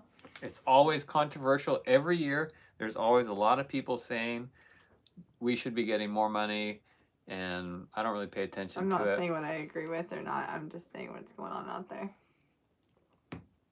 But yeah, I would say it's average in my life about $1,000 a year, which is a nice thing, but it's kind of expensive to live here too. So it's not like, hey, you get rich living in Alaska. No, you spend that money on shipping and more expensive goods, and like you go to buy a gallon of milk and it costs more here and that type of thing. So it's not like you burn up that $1,000 pretty quick compared to living in like Oregon or California or whatever. Most everything is cheaper in a rural setting in those states than it is here, just because of shipping logistics. Alaska produces a lot of resources, but mostly we import a lot of resources. So you go to the grocery store and basically everything there was shipped by barge or air to Alaska to be consumed. So that adds a pretty substantial cost to doing business up here, and just all your, like, everything is generally just more expensive in Alaska. So we love our permanent fund dividend. It's cool and it's a nice thing, but it's not a moneymaker. We are on a boat. We're on the Alaskan Gypsy. She is a 80-foot triple-masted steel Thomas Colvin schooner, if you're just joining us. And we are in the shipyard in Wrangell, Alaska, refitting her from severe electrolysis. It is almost 1 a.m. here. Scott is in between fairing layers. Yeah, the USA bought Alaska for a bargain. No kidding. It's true. He's like, How many cents per it's acre? kind of hilarious. 4 cents per acre or something. Jacob, lots of UFOs, huh? At Mount Shasta too. Buy New Zealand dry milk powder, only way to go. Is that because it's Sounds good. has fat in it still? We have actually found a source for milk, powdered milk that's not fat Oh, you free, could order that. which Forgot. is awesome. I really love that. Oh, yeah. And yeah, the dairy in New Zealand's incredible. I love the dairy there. So much better than what we have available to us here generally. Gas is $3.99 in South Central Alaska. Are you kidding me? $6.33 here in Wrangell. Is and it? No, wait. No. $3.66. It's not. $3.66, but diesel is $4.85 or something. It's kind of weird, huh? We're in Alaska, lightning the Titan. People come here all the time. There's cruise ships full of people coming here. So, Freddie, Mary, you should go for the deer milk. I've actually drank quite a bit of deer milk. It's kind of weird, but for a few years we were hunting for deer, and my family and I, we were getting like 16 deer or something. We were shooting does and bucks, and sometimes you get a doe that had milk, and we were drinking the milk from the deer. It's a little weird, but it was very sweet, and I just couldn't let it go to waste. So we started drinking it and having it in tea and coffee and stuff. It's kind of strange, but it's good. I drank that wild deer milk. Yes, lightning the Titan. It's just a rumor. If that's a rumor you can't go to Alaska, it's definitely a rumor, because we're in Alaska and you can come here. Are you cold? No. $2.80 a liter. They don't sell gas in liters here. Thank goodness. But yeah, I think that's quite a bit more expensive. Mm-hmm. Thanks. The range on this boat, I'll let you do the math, or you can have ChatGPT do it for you. 1,200 gallons. I think it's going to burn about 2.2 gallons per hour, and it's going to go about 8 knots. Yeah, that's with no current, no sailing. So that's just motoring. Antarctica has some bans. Yeah, I've heard that. Oh, wow. I never heard of milking deer commercially. Huh. Yeah, there's lots of weeds in Alaska. I had a big garden at the house where I lived, and there was always lots of weeds there. Yeah, deer milk was pretty good. Wild, organic, free range, no pesticides or anything. I got to the bottom of the comments. Yeah, I got a diesel engine. On here is a Cummins 5.9 liter, the same as most older diesel Dodge trucks have in it. It's called a 6BT, and it's basically a marine version of the same engine that's in the trucks.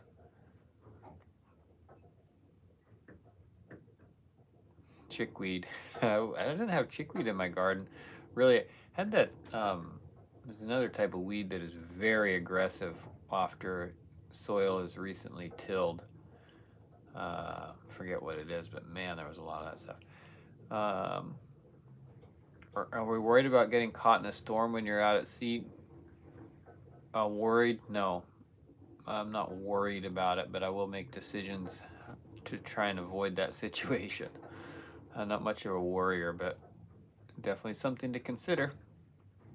Lots of good anchorages in Alaska. Most of the places we'll go have lots of protection, sheltered anchorages. So, yep, Mad Kiwi, I think we should live feed our first sail. It'll be chaos for sure. Well, probably not. I'll probably do it in some really tame, super mellow thing, and it'll be kind of a boring but exciting for us. I'm a little bit crazy, but not too reckless. So That's true. 375 horse. No, this Cummins is 210 or 220. And it's got a turbo on it, but it's not all tuned up. Yeah, I like goat milk. It's not readily available around here that I see it very Yeah, we don't often. have any goats on the boat. Well, it's 1 o'clock in the morning. There's 56 of you on there, and I'm not sure what you're watching for at this point, but I guess we're still reading all your comments. Tangaro has 2669, huh? Cummins, they swapped out. You know what? If I had a boat with 1271s, I would not take them out. I've worked on a boat with a 1271 in it. Thousands and thousands of hours on that thing.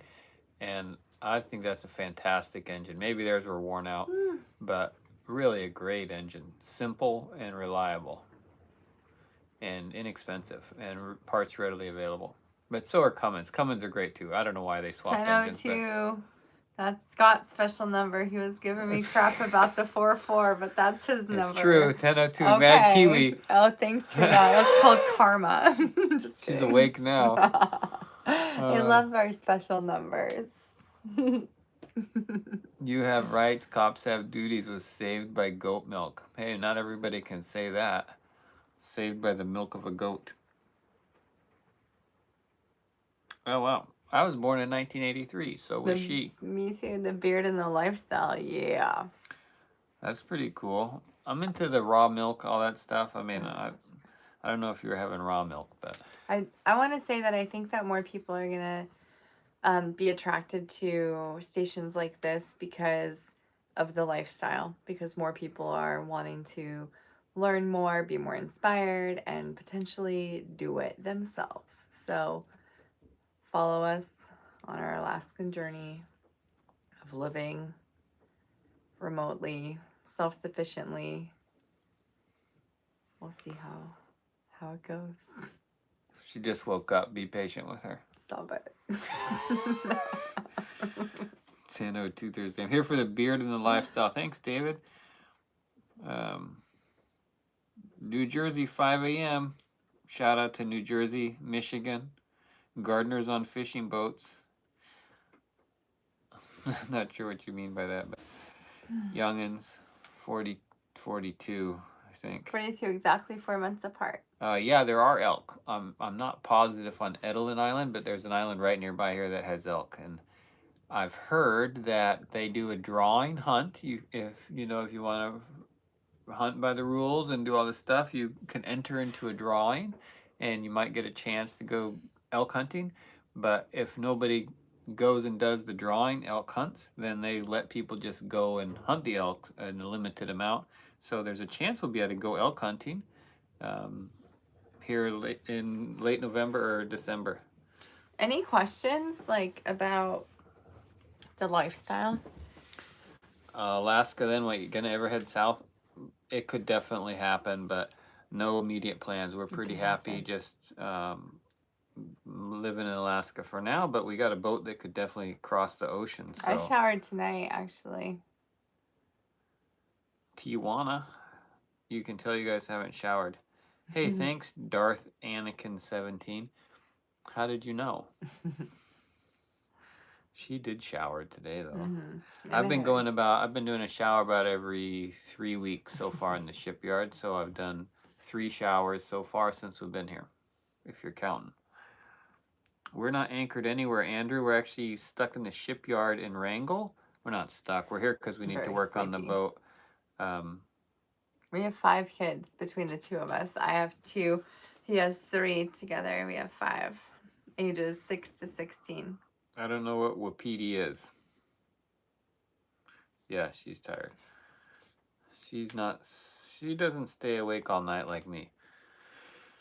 So, yeah, we're keeping up on the comments. So we're in the shipyard in Wrangell, Alaska, working on the boat. Hey, let's do it again. There's the boat. I'm from Valdez, Alaska. Scott's from Homer, Alaska. We came here from Homer.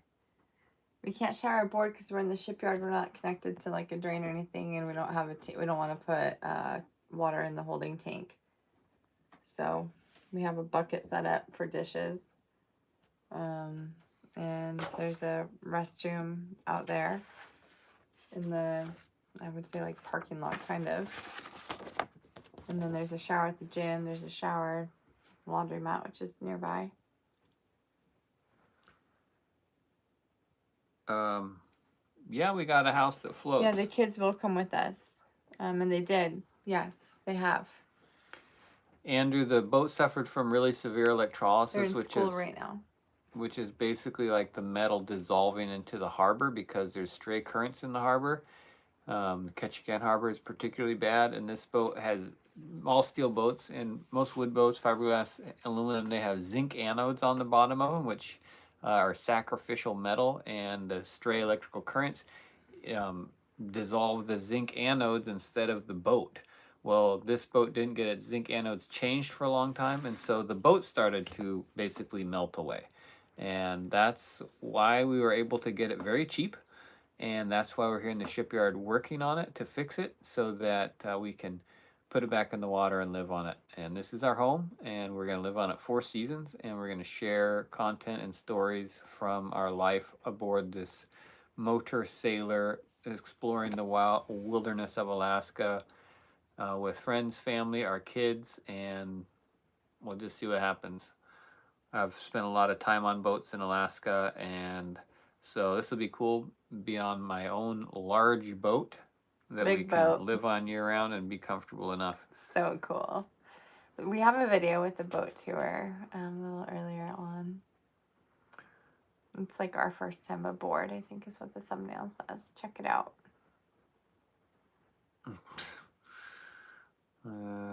Yeah, we're going to have a great time, Shannon. We can't wait.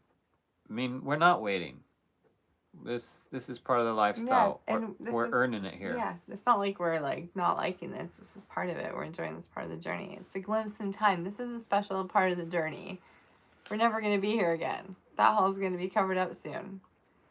Captain Ferron, it's called the Permanent Fund Dividend, and it's about $1,000 a year. And it's true. They give you money if you live here. $1,000 a year, about, roughly.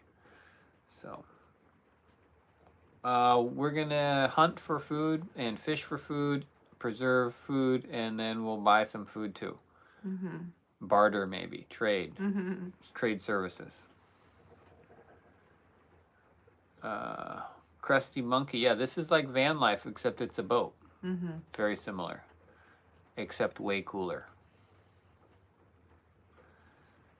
Yes, capped on, but only like 2K, I think. I don't know what you mean. We have run out of water. Bucket flush loo. They lay flat hose. Arrives tomorrow. Yay, half hour to hook up hose and shower. Mad Kiwis run out of water. I have to say thanks for all the new subscribers. I was just like updating the channel over here, and we've gotten like 40 or 50 new subs during this live. Thanks, guys. Salt water is pure electrolyte, so it absolutely needs zinc. I heard you! All caps. Yeah, no, the boat needed zincs on it. Everybody knows that. It was a real problem. Even the guy that owned it, he knew it needed zincs on it too, but for a variety of reasons wasn't able to get them on there. And it's kind of a tragic thing. This guy bought this boat for a lot of money, and it basically rotted away underneath him while he was living on it. So, but he's a wonderful guy. I love him like a brother. His name is Bill. Much respect to Bill. Another video. It's a sad story what happened to the boat, but we're here to take care of it and be the new stewards for it, and he's excited for the boat, and so are we. It's like a child for him. He handed off the Gypsy to us, and it was an act of love and generosity, I'd say, to the boat and its legacy and its legend and the future that it has ahead of it. Is he's excited about it. We're excited about it, and it really is a wonderful transaction with him. And yeah, it's sad that he didn't take better care of it, but just appreciate that he was willing to work with us on the exchange of ownership and make this dream possible. So a lot of gratitude for him, and he's been a great resource and help all along the way. So Linda, yeah, they do have showers here. They have a laundromat here. It's just right by the shipyard right now, and the showers are only $3 each. They last for 6 minutes. You can put in more quarters if you want to go longer. Rebuild the house, then live the life. Yeah. Thanks. What? Booty? I don't know. Can I say Book that? next, Audrey. I don't know what part you're saying that to, Mad Kiwi. Oh.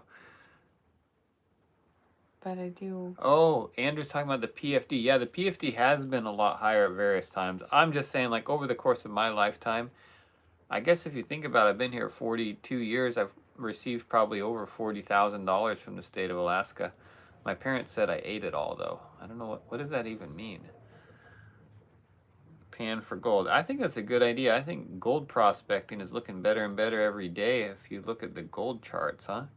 I think Mad Kiwi, if you're talking about the story of the gypsy and how he came to be and the new ownership and stuff, I do think that it would be a really cool read. Bringing the storybook back to life and honoring the whole intention of why this vessel was built. It was built by a woman in Anchorage who wanted to his dream vessel. He put every ounce of knowledge that he had, resources into it. So it's really special. It's very uniquely built. It's one of a kind. She deserves a book. Crusty Monkey, you want to have a war, van life versus boat life? Not a war, but like a friendly match. Here's my thing about van life versus boat life. I think that vans are pretty cool, but when you're in a van, you can basically only go where there's roads, and like, okay, yeah, you know, jack your van up and get 4-wheel drive and you can go off the road sometimes. But the freedom that a boat offers is unparalleled. It's more freedom than any type of vehicle on land. It's more freedom than an airplane. Honestly, I've spent a lot of time in airplanes. I've done a lot of air trekking, which is like you fly and you land and you camp in friends' airplanes. Even for work, I've done it. And that's really cool, but airplanes are very vulnerable to the weather. And there's a lot of times you just can't fly, or it's very unsafe to fly. And boats are just a lot more stable and reliable. So, and total freedom. The roads only go so many places, but the ocean, what do they say? The ocean is 2/3 of the entire world is covered in water. And so, and most of it's kind of free reign. Like, there's not much policing out there on the ocean, especially in the winter or shoulder seasons. There's like nobody around. You just do whatever you want. Of course, always follow the rules and the laws. Thank you, Shannon. It's total freedom. If you think you feel free driving your van because you're like, I got my bed with me and I can park wherever I want and I got some food with me, like, boat life is next level. I was telling this at the beginning of this live chat, like, so tired. We could leave for a year and never need anything from society for a year easily.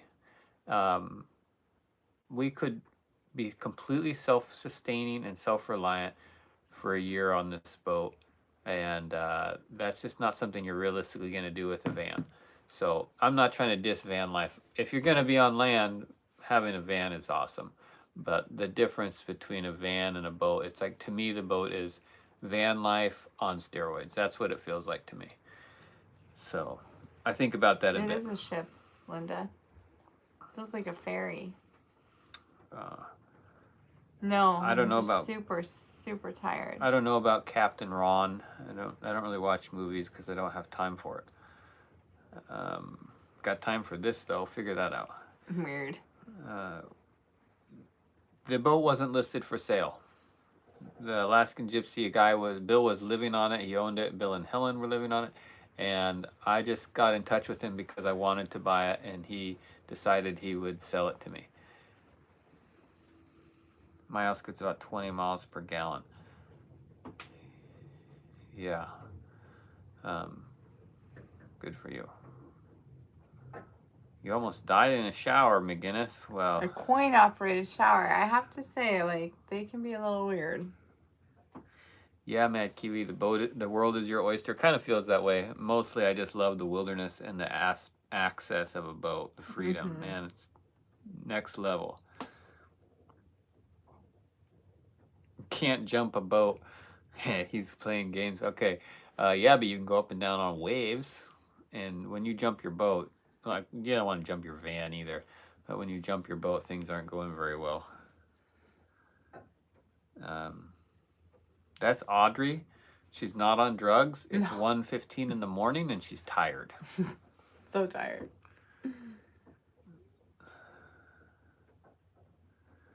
Linda, is it a ship? What is it? It's a large vessel. That's what the designer called it, a large vessel. Cargo fishing vessel. Originally designed for cargo carrying and commercial fishing. That's what he said. I've not read the Quran. Mini Tyler, hi hippies. Are you a hippie too? I don't know if I'm. I jumped my house van off a ramp. You can't jump a boat. Oh, I already read that comment. Come up with something better, Krusty Monkey. Not very impressed. Perhaps I would be seasick. Krusty Monkey, you can jump a boat. Go watch New Zealand jet boats. Sheesh. There you go. Backing me up, Mad Kiwi. Do I ever get scared out there? That's a good question. Let go 247. Scared? I guess I kind of feel like I don't really worry and I don't really get scared. Just my personality or my experiences in life. There's time for concern and caution, absolutely. We have some stories. And I've certainly been in situations where I thought my life was at risk, but yeah, I mean, it's probably safe to say there's times that are scary, but not very often. I kind of figure when it's your time, and no point in worrying about it until then.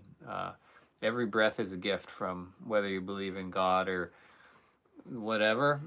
My opinion on that is I don't know how to beat my heart. I don't know how to process oxygen or whatever breathing is. Whoa, it's getting windy out there.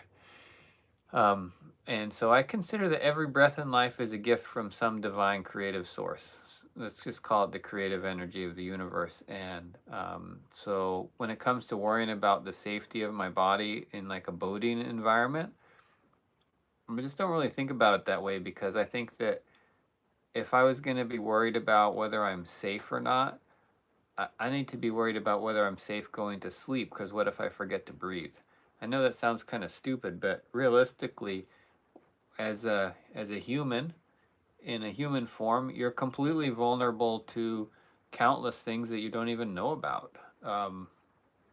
External threats to your physical safety, but also diseases and internal threats and other people or whatever. All those things are dangerous.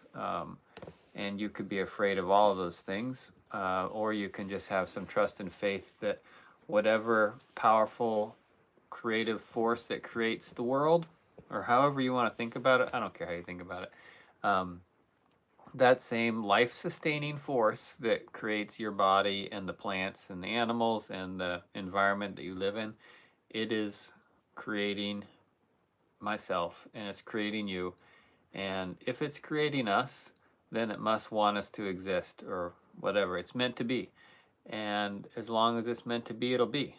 And when it's not meant to be anymore, call it bad luck or whatever.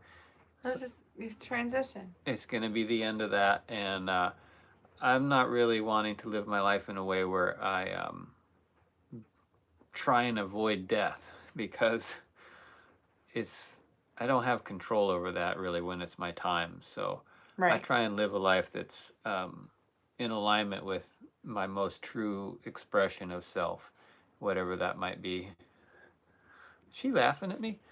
And No, I mean, I just want to jump in and so at some no, I don't really point. get scared, but some things are exciting and some things seem dangerous from time to time, absolutely. And I am, and I think I'm fairly cautious because I enjoy my good health, and I don't want to waste the resources that I have, both physically and assets and things like this boat. I would not want to hurt this boat or any of my passengers on it, but also I'm not going to go hiding from every potential risk. I mean, you could die laying in bed, so might as well get out there and enjoy life and make the most of the gifts we have. And let me just say one thing.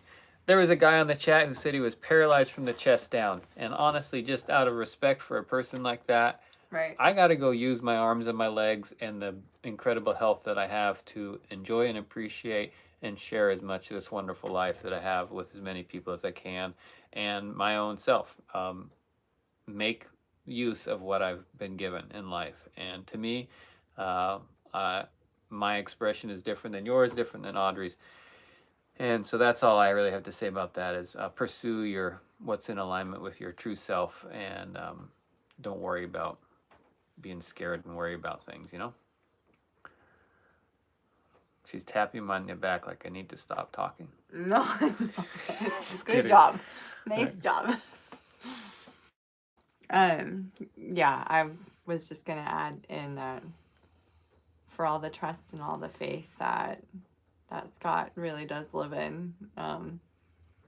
He also really does live in a lot of caution and intelligence, with the perfect level of risk and the perfect level of adventure. And I grew up like super worried, super cautious. Like we grew up like very different, although we grew up in Alaska. And so it's been comforting for me to see that, you know? Okay. Charleston White says, stop yapping. Like, dude, what am I supposed to do?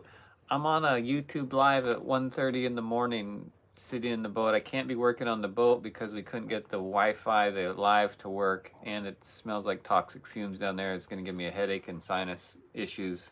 And Audrey can't be down there without the gas mask on. So, yeah, we're just sitting here talking. It's true. If you think it's boring, can't blame you. I don't know why you're on here watching this, but just move along. No worries.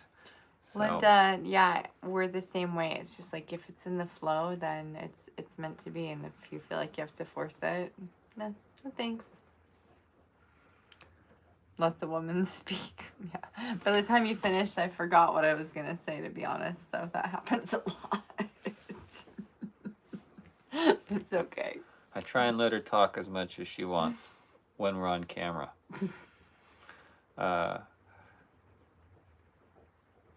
I know he's got my back. I love it. I feel so, like, really just so grateful and, like, really, truly just really protected in this life. It's a blessing. Scott is half Kiwi. My van is a limousine van. It is huge. I have huge parties all the time. Dude, Krusty Monkey, I wish we could have like a virtual boxing match. The Alaskan Gypsy versus your van. Yeah, your let's limousine go. van. Your parties. Let's go. Yeah. It's funny, huh? Use it or you may lose it. It's true. I'll just say that I was a nurse for 16 years, and I took care of elderly people who couldn't leave their homes for a lot of it, and it definitely gave me a different insight on life, and I've seen a lot of health things in my family, and I've had my own, and I've had family members die young, and I am just all about living the life that you feel connected to living and doing it unapologetically, because at the end of the day, like, you know, we have ourselves that we get to check in with and take care of. So anyway, Krusty Monkeys, he wants to party with us now. what is he saying? He wants to drive his limousine van to the ocean. You can't drive here, bro. You literally can't get your van here unless you go on a ferry. You have to go on a boat to get here with your van. So just think about that. How He could embarrassing. take the ferry. I just said that. Oh. How embarrassing would that be that your van literally has to go on a boat so it can even get here? Stop it. Do you need any more proof that boat versus van? We should find a successful van life YouTube channel, and we should have like a fight. It's a submarine, he says now. No worries, bro. Hey, I want to check in on somebody else's comment. Well, wait. Van life versus boat life YouTube channel battle. That's a good idea. I like that idea. Okay. Hi, Freddie. It's true. I mean, we're here to live, aren't we? I mean, experience. Charleston White, what am I eating? Deer meat. Deer ribs and deer shoulder tonight. That's mostly what I eat right now because we just got a deer and we're eating it. So, Fat Boy, Audrey already said hi to you, I think. Have I ever been boarded by another country?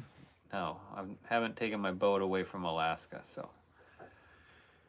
Well, I'm not done with it. McGinnis, I don't understand. We went hunting. There's a here. I'll send you a link to this video about hunting for a deer. Doe or dinner. We saw a deer we thought was a doe. Turns out it was a buck. It's a bucks only hunting thing here. So it's kind of funny because we were sitting there looking at this deer for a long time before we realized that it was legal to harvest that deer. And so I shot it and we cleaned it and have been eating it for the last week or so. It's excellent, delicious meat, free to hunt, and just cost the price of one bullet, really.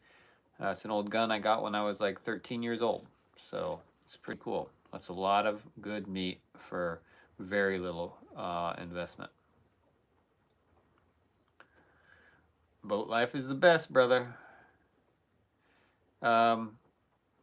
I am interested in bow hunting, but most of my hunting has been really focused on getting the most amount of meat to feed myself and my family in the shortest amount of time.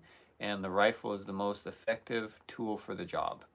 But bow hunting sounds like a lot of fun, but higher risk, not as effective and efficient, and definitely more risk of hurting the animals instead of just instantly killing them.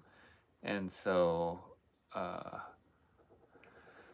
that's part of the reason why I haven't got into it, because I haven't had the time to train and practice with the bow and arrow to the extent where I would feel really confident that I wasn't going to potentially wound an animal, because I'm not into that. When I shoot to kill, and I want it to be as humane and painless, clean and quick as possible, and also the least damage to the meat. So usually I'm interested in head shots and neck shots so that I don't waste any meat with the bullet impact area. So those are my thoughts about bow hunting, but I think the skill of being able to hunt with a bow I admire and would like to develop that ability.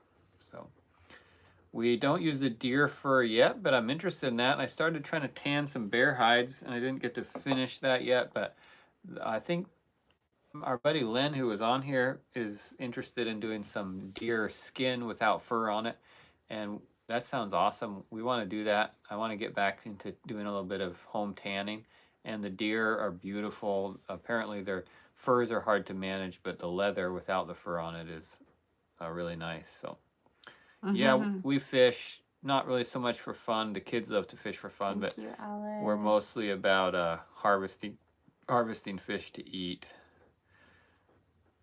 Hello, Alejandro. I hope you're forgetting all your troubles in life with your alcohol intoxication. I would love deer hides. Beautiful. Bear rugs too.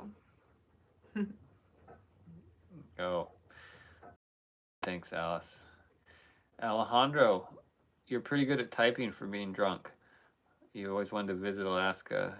Yeah, you should. It could change your life. It's an incredible place. I know about the Outdoor Boys, and he's kind of an inspiration to me because he just takes a camera with him and does something that he wants to do and makes a video on it, and people go bananas for it, apparently. So I was like, dang, if that guy can make a successful YouTube channel at that level of production, he's pretty much just doing things that he thinks are cool, I think. And I haven't watched very many of his videos, but I've scanned over a few of them, and I got a lot of respect for his winter stuff. He's the real deal. The guy goes camping in the winter and makes it happen, and he knows how to Survive. knows how to do it in the wilderness, at least for a while. So you can't fake a lot of that stuff. So it's pretty cool that he's found a viewership on YouTube.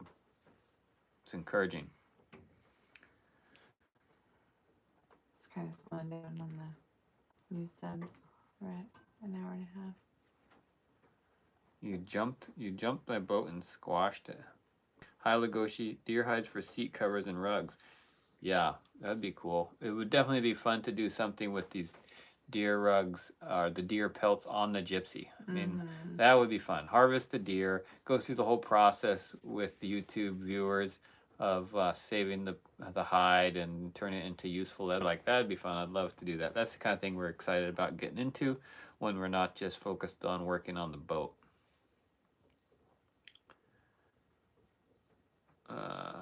Not really worried about looking gay. But thanks. Is that thanks? I don't know what you say to that. I didn't know what you meant by I jumped my boat and squashed it. Oh, I get it. You're talking about how to get the deer because there's all this funny talk about boats and jumping your vans and yeah, okay. He's being silly. Yeah, I get it. Rural Nevada. I've tanned bobcat, mountain lion, coyote, deer, and a horse. Oh, that's cool.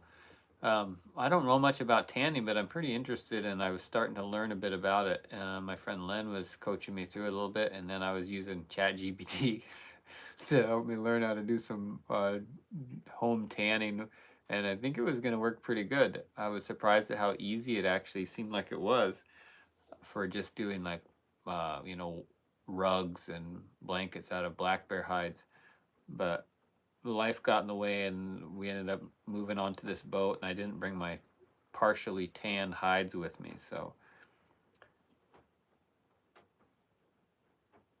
I think the best time, it depends on what you want to come for, but June's a great month. But I also love the fall. What?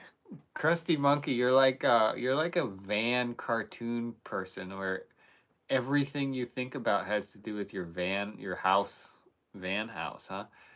It's like your identity is your van house, which is kind of funny. I don't know if you're just goofing around or if that's really how you view your life, but yeah, did you eat the deer after you ran it over? Because that's what I would have done.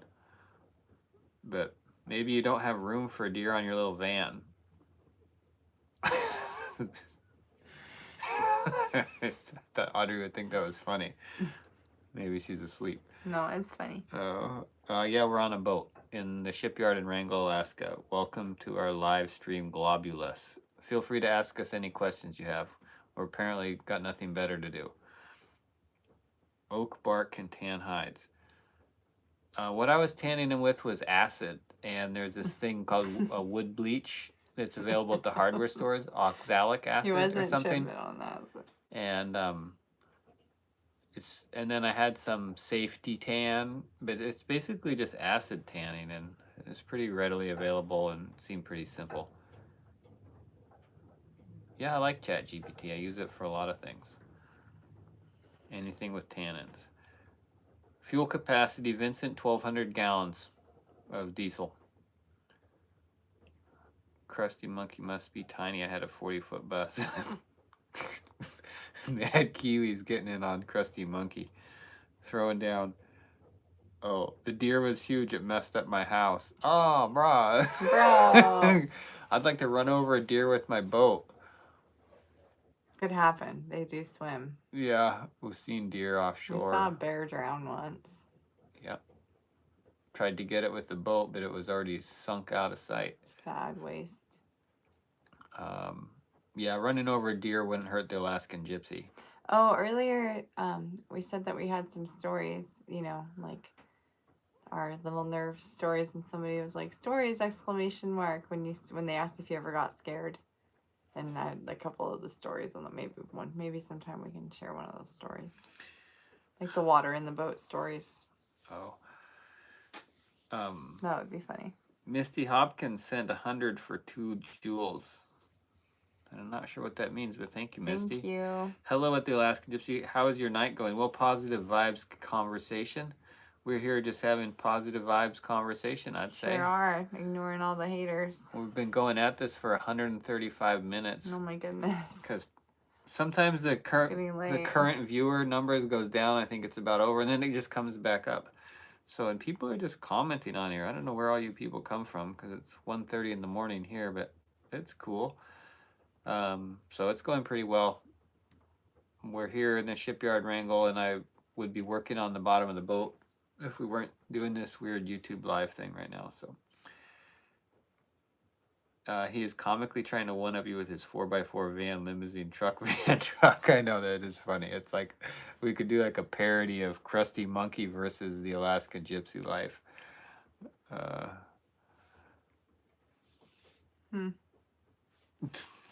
Yeah, what? The prop would probably do a number on a deer. Northern California. Audrey likes her that Mount Shasta. Sure do. She went there and had quite an experience. Mm-hmm. Saw a double rainbow. Oh, whatever. More than that. Not even. He has no idea. She saw some spirits. Oh, that's not even. Somebody ask us a meaningful, good question. Come on.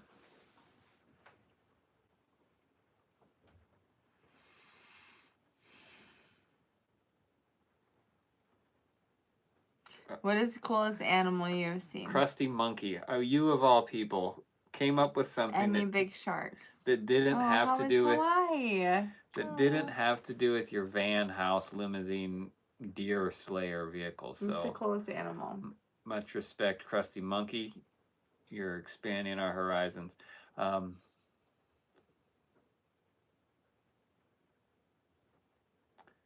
Coolest animal from the boat? I thought it was pretty crazy when a large male orca was tugging our 44-foot sailboat around on a mooring line for like 5 minutes. There's a short somewhere. Like 50 seconds, probably. Yeah, it felt like 5 minutes, but probably was just like a minute. Yeah, I think when you're on a boat, I mean, what's cooler than whales, really? And it was so close to us, and you could like see its eye. Here, can we put the link of the short in here? Yeah, I'll link the.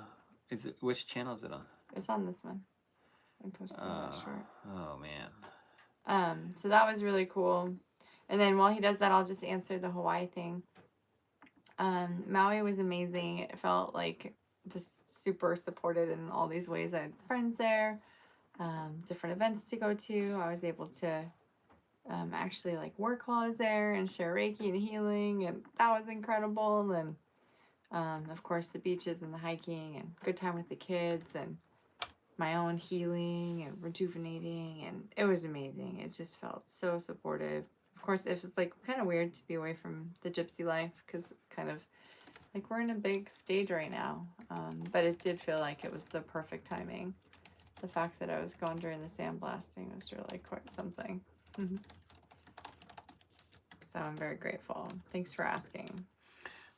There's a link to the video that Audrey made of this whale pulling on the bow line of our first boat, which is a similar boat to this, but a lot smaller. And it thanks, Alice.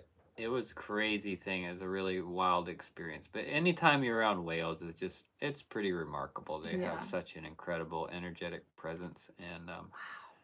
It's really 35-foot great white. Wow, that would be something. What's the best mid-ocean snack? If you are seasick, popcorn or an apple, I think. Or ginger juice. But for me, just easy to digest carbs. We make a lot of popcorn on the boat. 35-foot shark? That's unheard of. For real? And how would you know how many feet it was? You're in New Zealand anyhow. There's no feet down there. It's all centimeters. Stuff. Centimeters. Hi, thanks for joining us. Mainly off grid. Alice, we're just haphazardly trying to grow a YouTube channel. I mean, we're very dedicated to it, but he means that we don't have like a schedule or like a routine. We're just trying to be as consistent as we can with everything while maintaining our own. Here's our channel, though. There's our channel in the chat. And if you go there, you can subscribe. And then I think if you hit the notifications thing, it will send you a notification when we post a video, which is pretty frequently these days.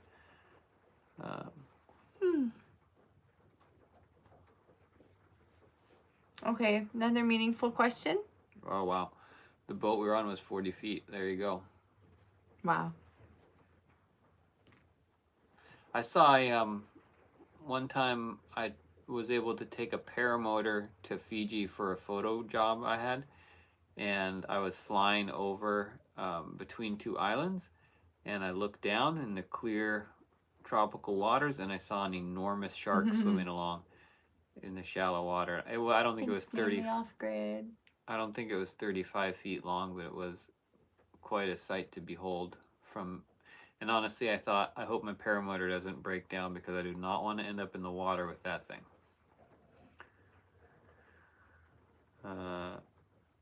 I don't know any Stevie Wonder songs off the top of my head. Me either. But I know them, so I have to look it up real quick. Sharpshooter, we're chill. Yeah, man, it's 1 in the morning. We're in the shipyard. It's pouring rain and windy, and I should be down there working on the boat, but we're on a YouTube live instead. And people just keep on coming in here and talking to us. So I don't know why we're just we're staying on here because nobody's telling us to get off. You sub, sweet. Thanks, guys. Yeah, share all the love. Stevie Wonder, let's see what's up. Oh, make kiwi. One time I had a buffalo attack my van. It was half that. Buffaloes are like orcas with legs. Crusty monkey, you're kind of funny. I'll give it to you. You're maybe van obsessed, but I'm equally boat obsessed. So you're right. Those buffaloes are not to be messed with, and they're kind of unpredictable and weird. I've been around them in Yellowstone National Park, and I was really seemed like buffalo were not really something that people should be hanging around. They're kind of in their own energetic realm, and they didn't seem to really jive with the tourist scene. That was my impression. Yeah, they didn't give up.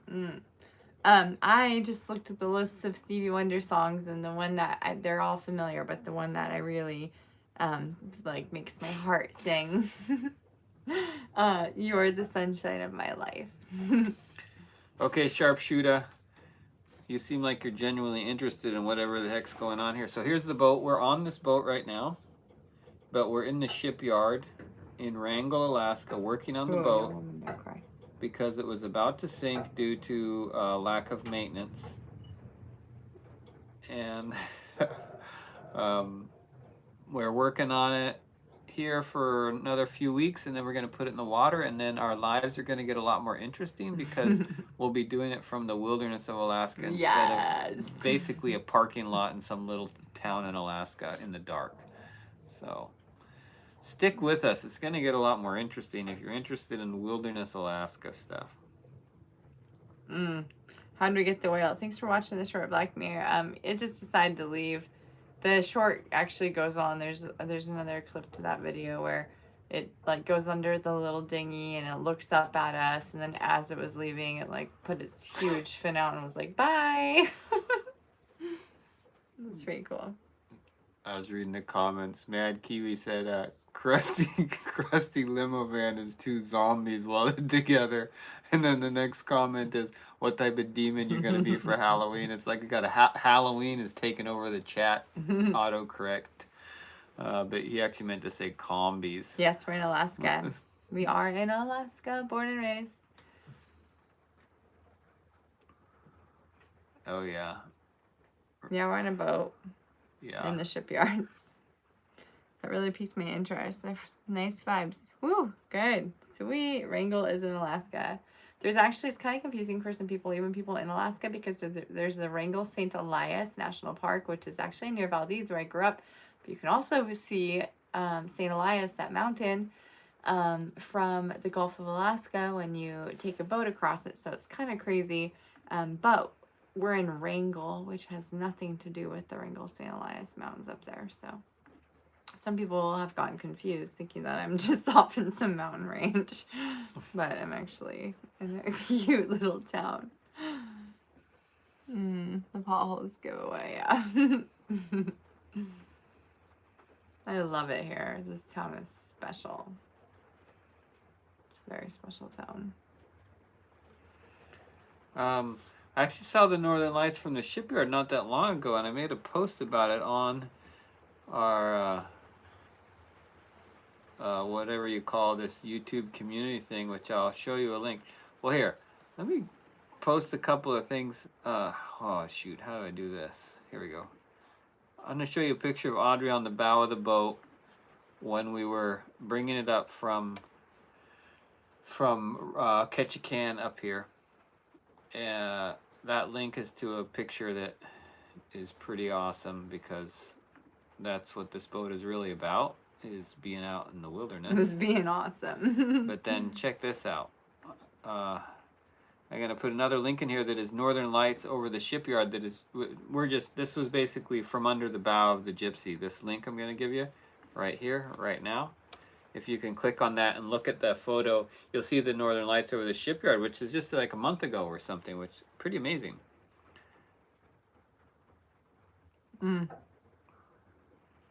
What time of year do you want to come? McGinnis, do you want to come in the summertime? I mean, that's like the easier time to come, and if it's your only once in a lifetime trip, that's probably what I'd do. I'd probably come in June. It's like the most weather friendly, active for fishing if you want, or sightseeing. It depends on how much time you have and how old your children are. So if you give me more information, I'll give you more specific suggestions.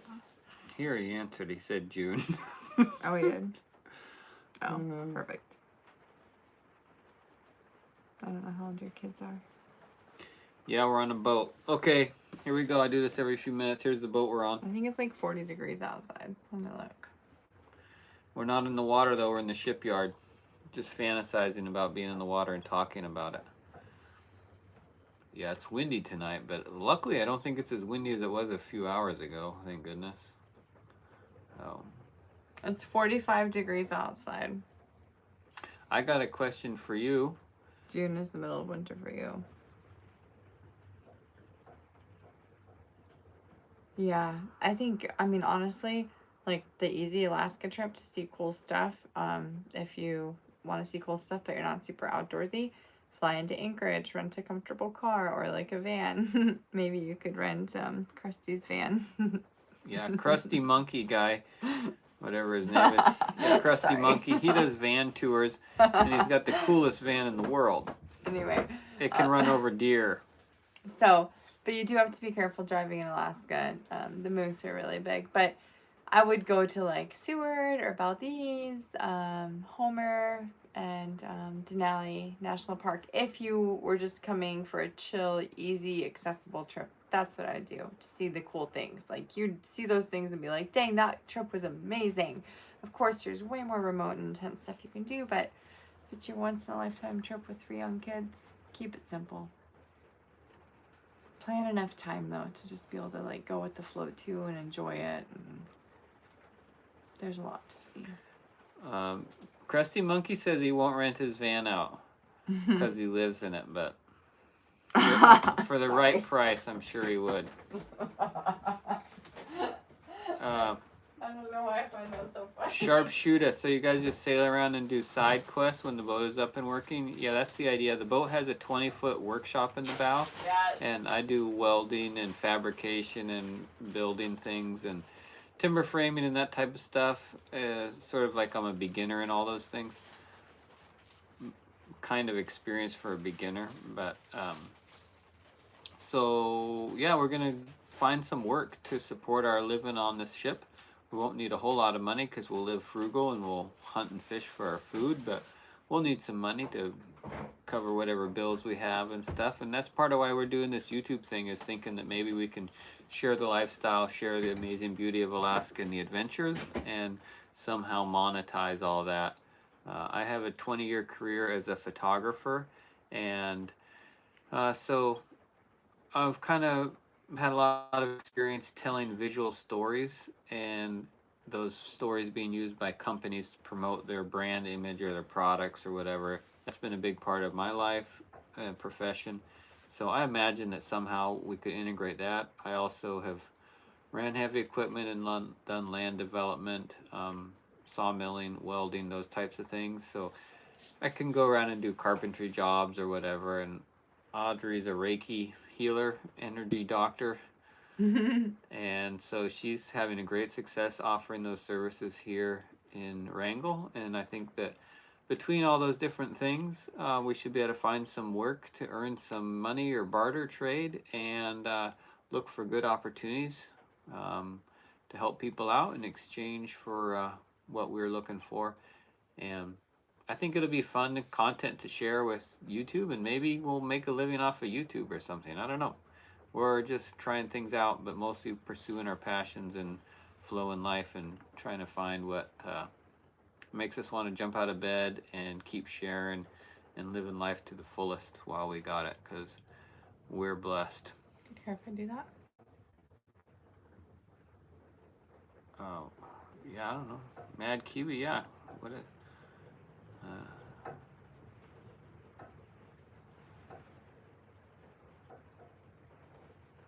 I don't know, just start there. Audrey's doing some techie stuff. Okay, Krusty Monkey, my van is not for rent, it's my house. Thank you. No, McGinnis. Are you in trouble by your mom, Bradley? I have no idea what you're talking about. I just talked to my mom tonight. I think she misses me a little bit. I know. I haven't seen her in a while, and she seemed like she was kind of happy to see me on the FaceTime. So McGinnis, you're throwing down some insults on Krusty Monkey, my man, so be careful. I don't want you guys fighting in the live chat here. Yeah, seriously. Keep it cool.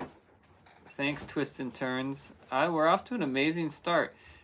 People donated us $88 tonight on this live stream. That's crazy. I mean, that's going to pay the electric bill on this heater I'm running to keep the boat warm for the night. Yeah. And the whole day tomorrow, because take the night off. electricity is 12 cents a kilowatt hour, I found out here tonight in Wrangell, Alaska, which is really cheap. It's over double that in Homer, where I grew up. And so I'm pretty fortunate to know that, I'm grateful to know that the electricity is that inexpensive.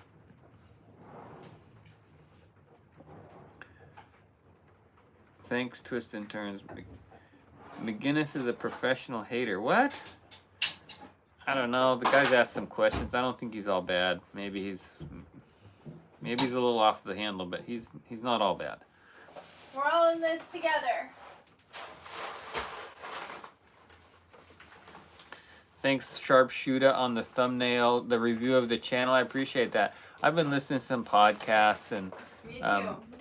doing stuff, learning about YouTube, and trying to figure out what we can offer. Because honestly, we're just trying all kinds of things. This is our 4th live, I think, and I think we got a pretty interesting story to tell if we can figure out a way to share the story in a way that doesn't have too much friction, so we can actually keep doing it. I think people enjoy the stuff. People are already enjoying the shipyard stuff, and it's only going to get better. So, yeah. Krusty is a good sport, McGinnis. Just so you know, you're new in this conversation, so you're perceiving it wrong. Yeah, that's right. Left click.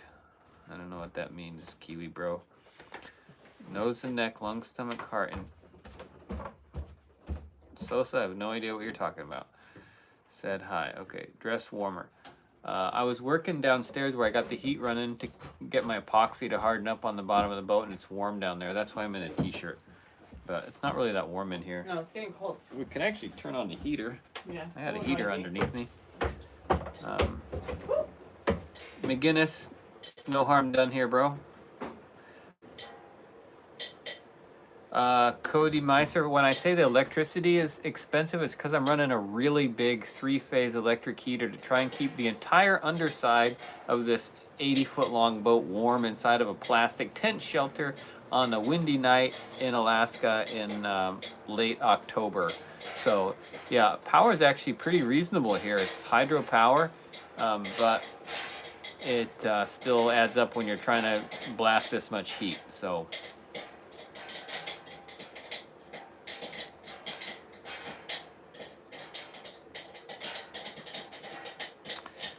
thanks, you have rights. I've been amazed at, he was just saying how people want to help us out. I've been amazed at how generous the YouTube community is to some strangers like us just on here chatting about what we're up to in life. It's really been pretty remarkable that people want to give of. Audrey's making popcorn. It's overflowing her pot right now on the stove, so it's gonna get smoky in here. Watch out. Yikes. This little popcorn disaster going on over there. Okay.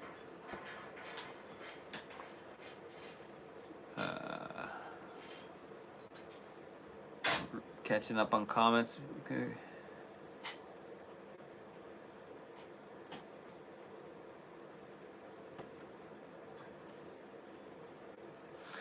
McGinnis, yeah, I know. That's like boy stuff. Oh, $2, bro. Thank you. Is that for putting up with your banter? Just kidding.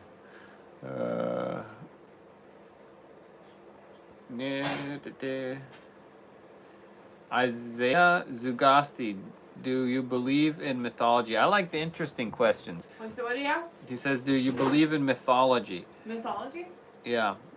I don't really actually know what mythology would be. If you say mythology, I'm not really sure what you mean. But since it's the middle of the night and you all people are sitting here listening to us talk, I'll give you my thoughts on things like spirituality and life. I actually think that energy is primary, and Yes. our life is not really real in the sense like matter is not primary. I think energy is primary. So your life is really a creative projection of consciousness. And so I don't really believe in the rules of life like, you know, science might teach it exactly.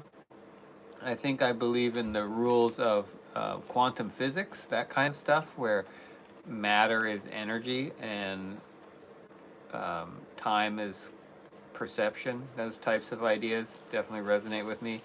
And so do I believe in mythology? Well, Think sharpshoots. I think that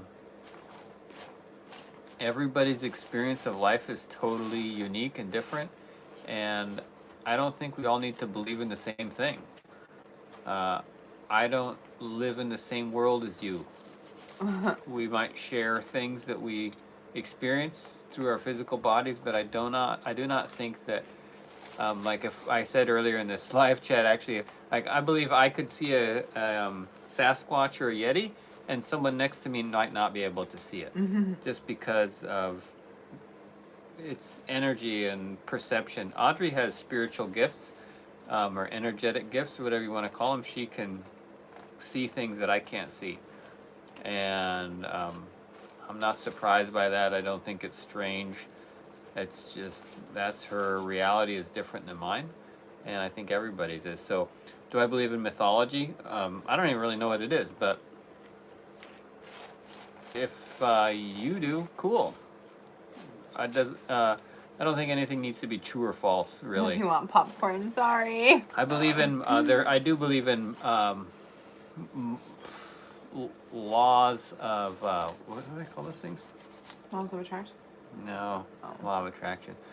I believe that our shared experience of life in humans is governed by natural laws that like cause and effect things. I believe we have shared cause and effect. Like if you do something to hurt another person, there's consequence for that. And these like natural principles or rules do apply to every person in some way. So Interesting comments you should check out. it's not that I don't really believe that I do not believe in moral relativity. I don't think that's the way that life functions. So okay. Greek gods. Oh, yeah. Homer, the Iliad, those types of things. Do I believe in them? I don't really know what believing in those would mean. I believe that there's wisdom to be gained for how we live our lives based on the mythology. Do I believe that there are Greek gods or whatever? Like, I don't really know what believing that would mean. Meaning, like, before there was, that they exist or something? I don't really know. I mean, if you believe in those stories and you apply them to your life, then as far as I'm concerned, they exist for you.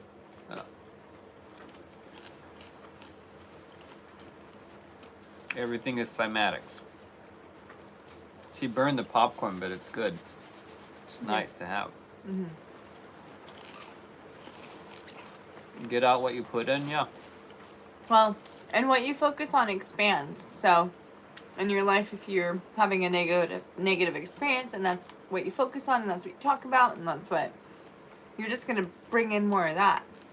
But if you can see things through a different perspective and look for the opportunities and the lessons and not identify your feelings as facts or final, then you can have a lot more freedom to move through these experiences in life. That's kind of been helpful for me too. Hey, that's cool. I got some haters going. Was I rage baiting right there? Let's see. So you just blind? You actually believe the bleep that's coming out of your mouth right now? Yeah. Those are things that I believe. Oh, and he lives it. So I'll just say he doesn't just believe it, but he lives it. What do you believe? Go live on your channel. Let everybody know what you believe. Yeah. You don't have to believe what I believe. I don't care what you believe, actually. Really, I don't believe at all. Or I don't care at all what you believe. We just don't really attach to any of it. Schizophrenia. I'm not sure what you mean by schizophrenia. Isn't it like when you have schizophrenia means you have like multiple personalities? I don't think I have multiple personalities, but let me point it out. Right there. Audrey doesn't like the hater comments, so back off, huh? You're speaking to a lady here. Well, yeah. I'm all about the harmony, but I also know better than to really care too much about things that are outside of my control. Okay, the chat has gone quiet. We're talking a lot about philosophy here. Maybe we should get back to boats, or we should get to work, or we should go to bed, or... I'm not seeing any more comments. Extraordinary Horizons came on. Oh, wait. Holy cow. They just quit loading. I just refreshed the thing and now there's tons hi, Mad Kiwi. Mad Kiwi, you're awesome. Thanks for the support. What? Okay, we got way behind on comments. Everyone has spiritual power. It's up to the individual if they use this gift or not. Exactly. I'd agree with that. I think everybody's might be different, or what they have different aptitude for. Different access. Audrey and I have very different spiritual experiences in life, and they're just different.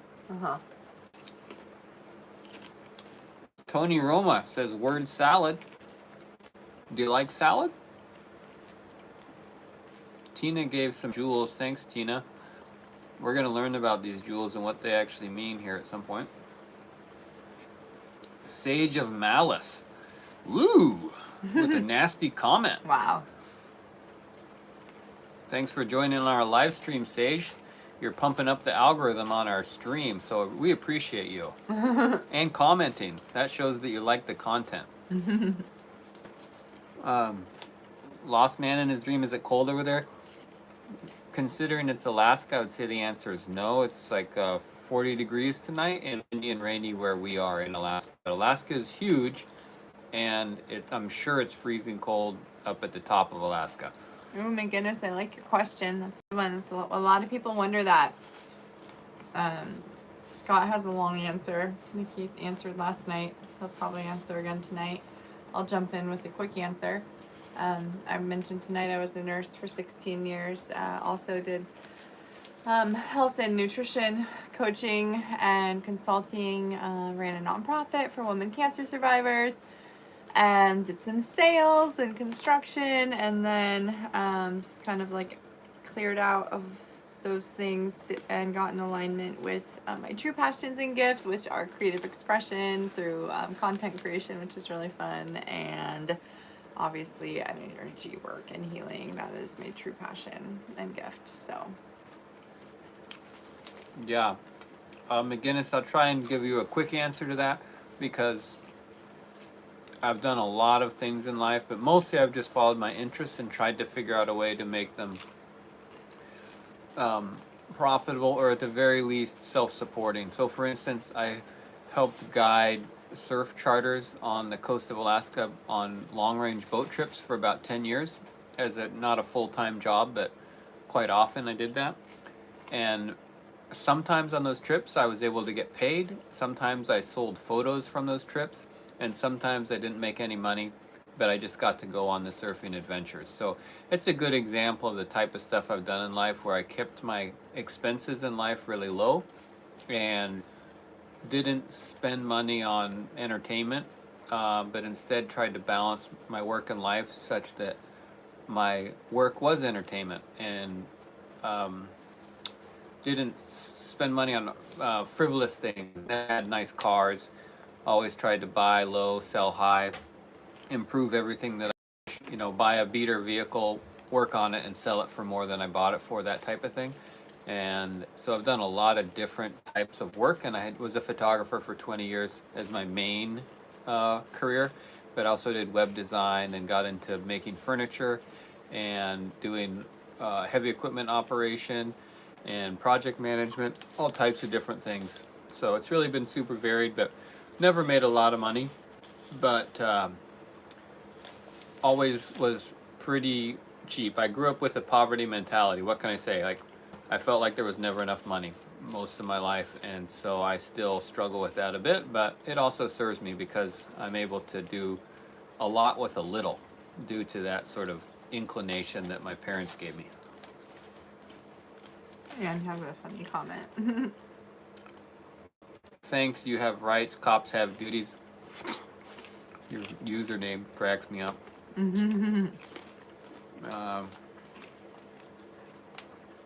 Yeah, well, I think 40 is kind of cold when it's wet, but compared to what most people think about Alaska, I think it's relatively They're warm. in Celsius. 40 is hot in Celsius. Who's in Celsius? Not Huey. Daryl the squirrel. Thanks, Daryl. Daryl the squirrel gave us $5. You're a creeper, Daryl. Thanks for the $5, but you haven't even commented. Oh, you just said hi. Hi. Hi, Daryl. You're not a creeper. That was rude. I don't know. Thank Where'd you come from? Where'd this squirrel come from? Perception can be deceiving. That's true. Ann Overson. Why does he look as though he hates his wife or jealous of her? He wants my popcorn. That's a good question. Why do I look like a hater? I have no idea. Maybe it's the glasses you're looking through. And I'm not jealous of her. But interesting perception. Inherited. I don't know what you're saying inherited, but we haven't inherited money. We inherited poverty mentality. Not Audrey. I did. But I'm getting over it. Oh, I like how these commenters are policing each other. Thanks. Yeah, we can enjoy the popcorn. Yes, we're on a boat. I guess anytime anybody asks that, I go like this. Here's the boat we're on. It's an 80-foot steel motor schooner, triple masted schooner motor sailor. It's called the Alaskan Gypsy, and we're in the shipyard in Wrangell, Alaska, because the boat suffered from severe electrolysis damage on the hull, and it needed immediate repairs before it would sink in the harbor in Ketchikan, Alaska. And now we're in the Wrangell, Alaska shipyard, working to make the boat seaworthy so we can live aboard on this boat in the remote wilderness of Alaska 4 seasons. There it is. There's our spiel. That's our elevator speech. It's true. Thanks for joining us. It's 2:11 in the morning, and I'm supposed to be working on the boat, but we're doing this incredibly long YouTube live instead because honestly, we're just kind of having fun, and it's a real change of pace for us. Need to live aboard stuff. Maybe for some of our retreats that we're gonna host. I definitely am not gonna be doing the cooking. That's not my natural skill. Daryl the squirrel, you came from Alaska. Where from? I used to live in Homer. I grew up in Homer. Audrey grew up in Valdez, and we're lifelong Alaskans. No, thanks, Cheryl. $2 for Alaska. Amen, brother. That's 7 now. Yeah, he just did another 2. These guys a big donor. They're Yeah. a big donor. You guys are really kind. What's your t-shirt say? Dealer shows 9, you're showing in 16. What do you do? Hit or stay? Is that like are you talking about cards or something? Yeah, it sounds like a... Time to fish. We eat one main meal a day pretty much, and it's usually meat, a fatty meat meal, and we're eating a deer right now. And we have some moose meat in the freezer and some black bear meat. So we don't need a chef because I just cook everything in a crock pot. Oh. But sometimes we have desserts or popcorns and stuff, so. Making do with what you have makes you miserly, but you can make good of bad situations and overcome any. Amen, Mad Kiwi. Which would make Freddie a moderator. Oh, this t-shirt? Well, I remember how I was just talking about living frugally and poverty mentality and making, like Mad Kiwi said, making do with what you have. Well, this t-shirt, Finisterre is a cold water surf company from the UK, and for a while they were following what I was doing with surf photography, and they were making clothing, and their market was kind of like cold water surfers was their market, and they sent me some free shirts, and so I got this shirt for free, and it's a pretty nice shirt, but it's kind of just a work shirt now at this point. So it says Finisterre on it, and that's an area on the ocean. It's a part of the ocean or something that their brand was named after. It's in the Atlantic Ocean, and they made some nice clothes, I gotta admit. And I shared some cold water surfing photos with them. So it was just sort of a little collaboration thing. I didn't get paid by them, but they gave me some products, and it just didn't grow into anything else, but interesting brand. Nice, you enabled auto moderating in the stream. Self moderation? Kind of seems like it. I don't know what that means. Oh, is that a joke? Here, Freddie.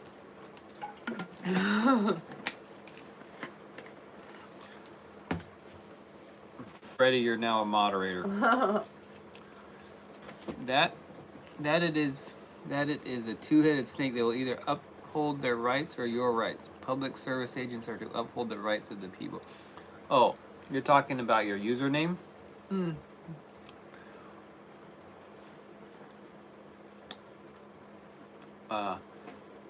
Yeah, I don't disagree with that. Makes sense to me. Blackjack hit me. Okay. Daryl. What? Did you just donate another $2, or is it just like any? Daryl, I know who you are. I think we know. I think you're. What's your brother's name? Creepy. Daryl, are you Steven's brother? Well, someone asked if we're on a boat, so I got to do my thing. Hang on a minute. Grateful Heads.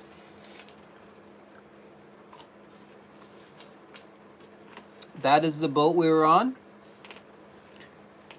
It's an 80-foot steel triple-masted schooner designed by Thomas Colvin, built in Anchorage, Alaska by Dave Hershert of Dave's Welding, and it was launched in 1992.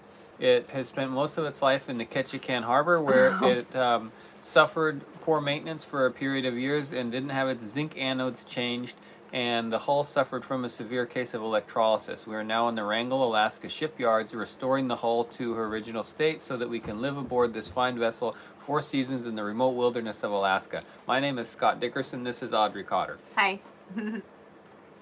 Okay. Am I getting better at my speech? I know, it's amazing, isn't it?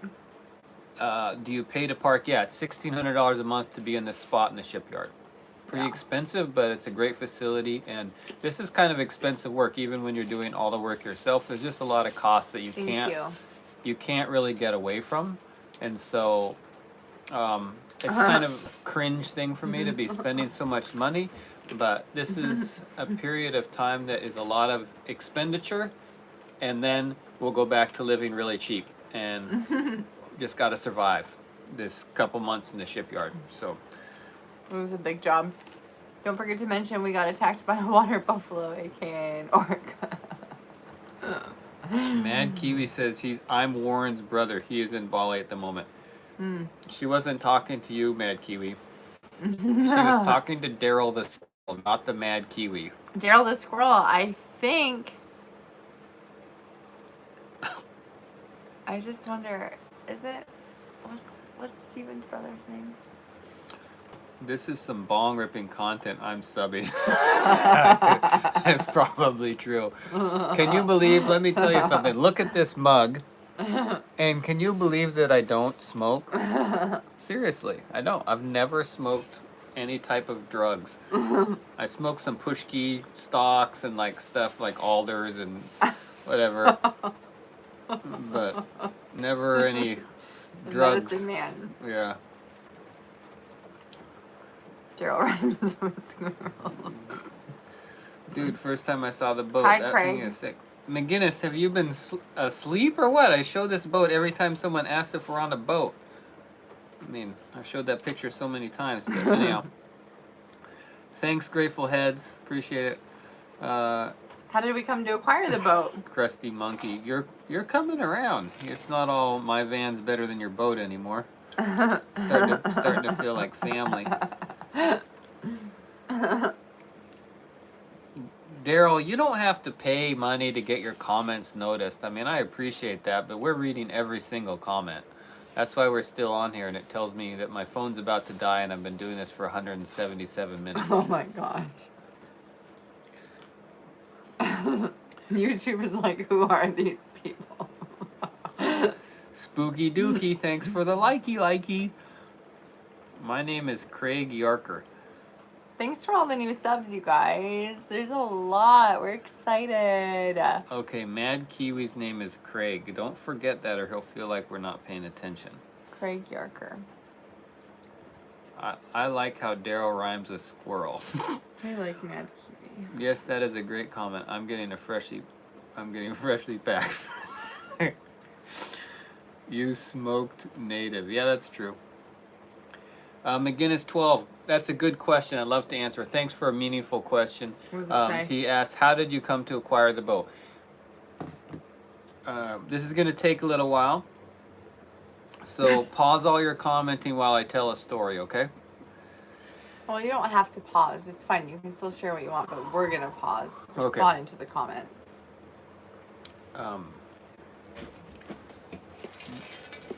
I've had a long time dream of having a sailboat, but early in my life, I didn't feel like I had the right temperament to be calm enough to enjoy the real lifestyle that a sailboat has to offer, where to really enjoy it, you need to be at peace, sitting in a calm anchorage, waiting for days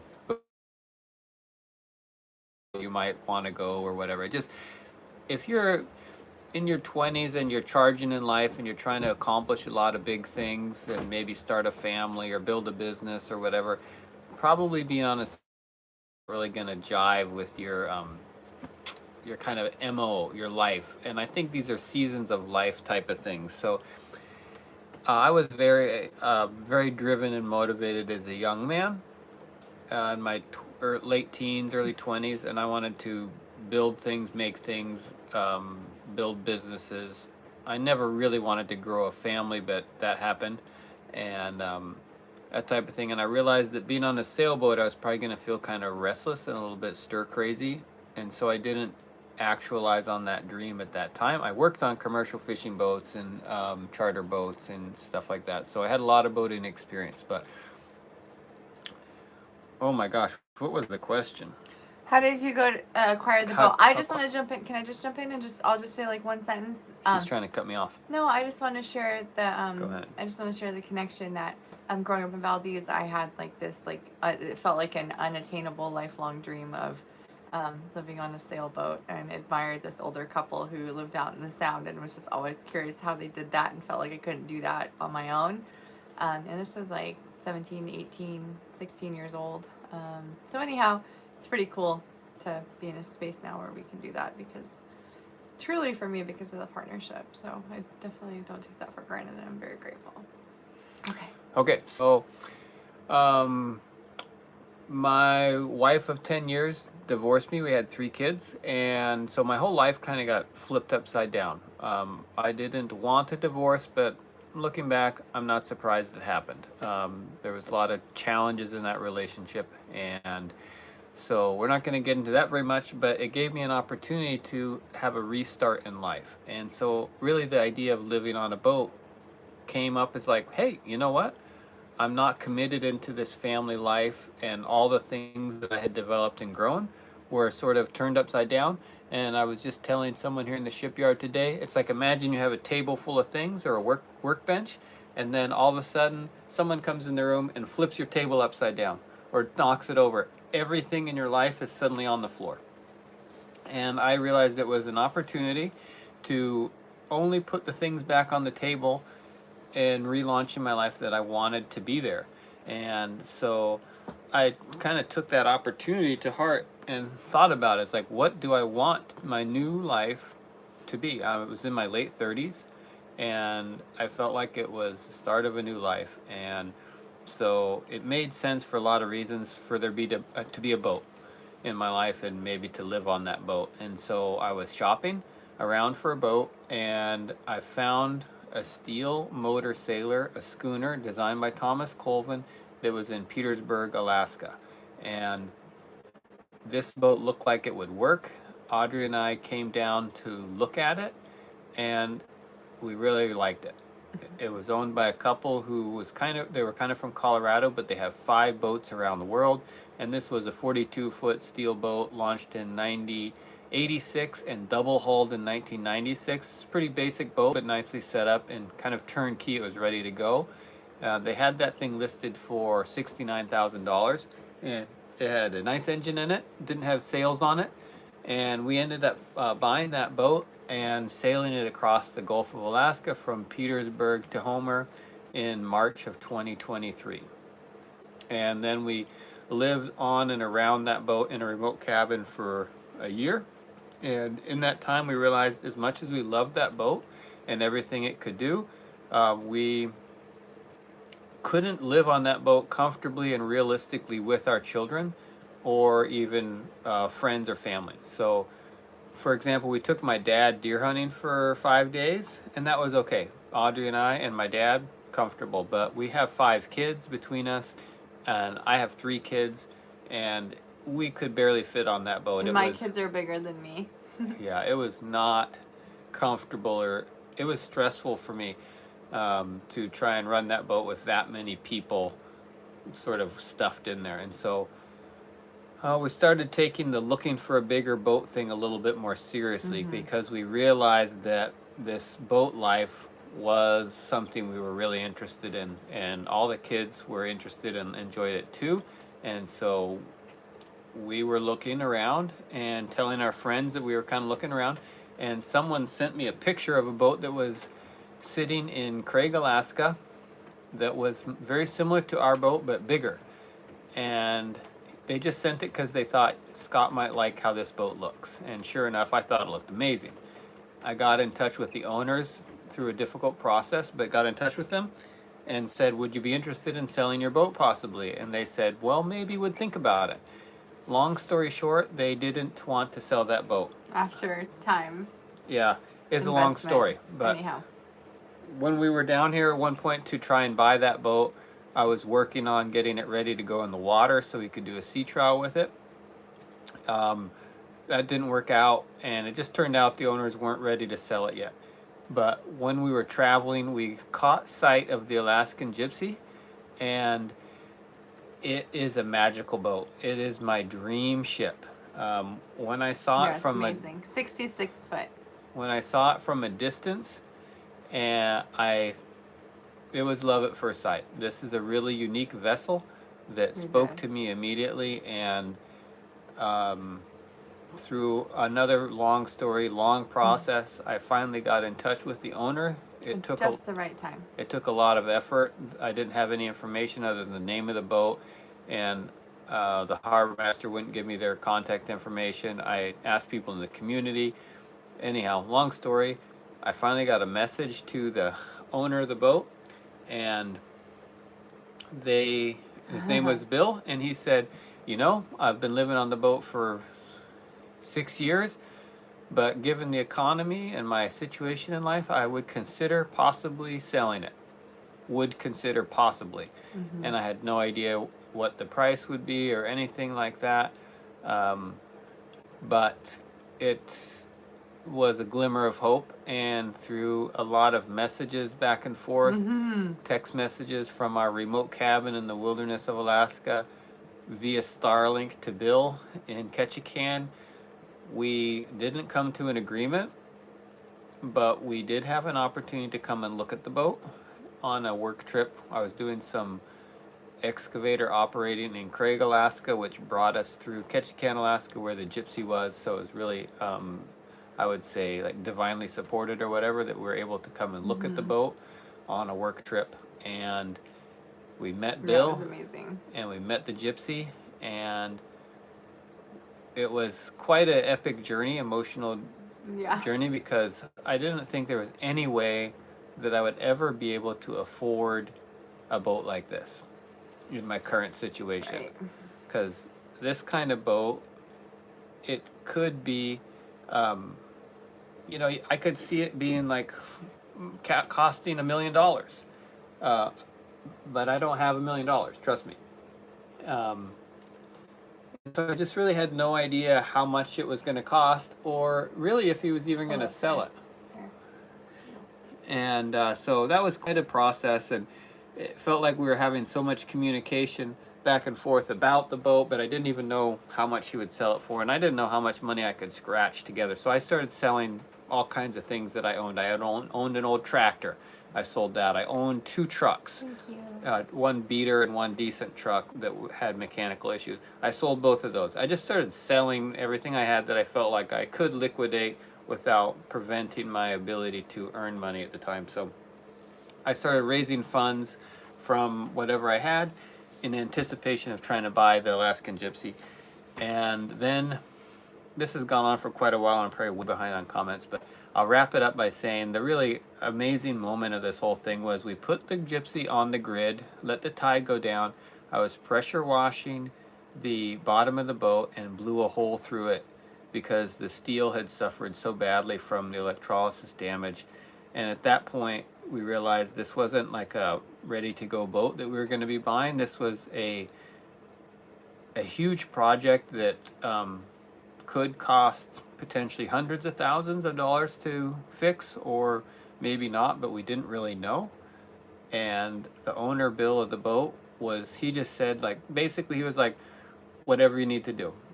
He kind of just offered the boat, like, I'm going to make this work for you, is basically what he communicated to us. He didn't want to see the boat sink, obviously. He wanted to see it get taken care of. And so we had the opportunity to take ownership of it in this fragile moment of its legacy and become the new stewards of the boat. And here we are. We didn't have to pay much at all to buy it, but we're paying a lot to restore it here in the shipyard. And so that's kind of our journey with it. And we had a commenter on one of our videos saying, like, oh, you must be so rich to be able to do this. And I got to thinking about it. It's like, I have no idea how much people think a boat like this and this work costs, but I can tell you that most middle American people are driving around in pickup trucks that cost more than I'm going to have invested in this boat. And that's the amazing blessing that we're living in here with this thing, that which is even possible because we don't have a huge amount of money and we're just working hard. And not for free. The boat was not for free. no, it wasn't free, but considering what a boat it is, it was pretty darn close. So but we're paying for it now because it was a project boat. My mom on the phone tonight just told me that one of her friends has a boat that needed some work on it, but the boatyards wouldn't pick it up because they felt unsure about it. She ended up paying, she had a boat that was in the harbor. She ended up paying $13,000 to have it basically thrown away. Destroyed. And honestly, this boat was, it was in that kind of a state where it's like somebody needed to invest heavily into this boat. Good morning, Jason. Immediately, or it was going to sink. And so we were there at the right time in the right place to be those people that would save the boat from its lack of maintenance and give it a new life. So we're really buying the boat here in the shipyard by restoring it, and I'm able to do that through labor instead of through cash, because I don't have much cash, but I have the ability to do a lot of work. So I'm doing probably what would amount to maybe $100,000 worth of work on this boat here in the shipyard myself. Yeah. And that's a huge value investment into this legacy that this boat has, and that's what works for me, because I couldn't afford to hire this work out. No way. There's just absolutely no way. And I'm barely going to be able to afford it like this, but I'm pretty sure I can make it. So that's where we're at on the finances and the story of acquiring this boat. So you can get a lot of boats for cheap, that's for sure. there you go, McGinnis. Hope that answers your questions. That's quite the story. Now I'm way behind on comments, so I'm going to take a quick scroll through.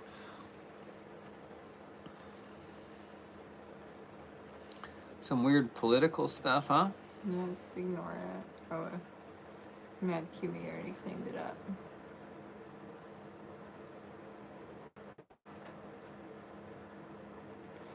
What the? It's confusing, huh? Yeah.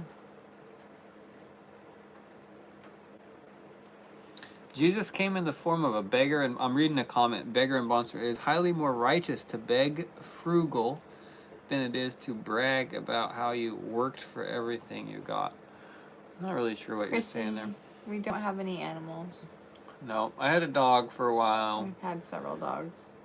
But we also like feed some wild animals when the kids are around. We had almost had a pet ermine in the cabin we were staying at.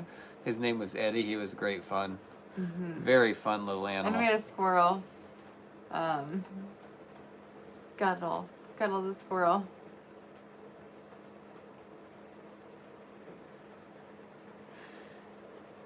You have rights, cops have duties is giving us the scriptures tonight.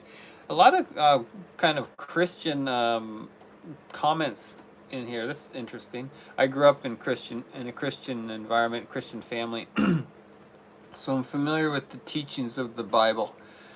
Surprised to see a lot of people feeling a lot of conviction and wanting to share that in the comments. Okay. Thanks, Mad Kiwi. Exactly. Thanks, Freddie, for answering.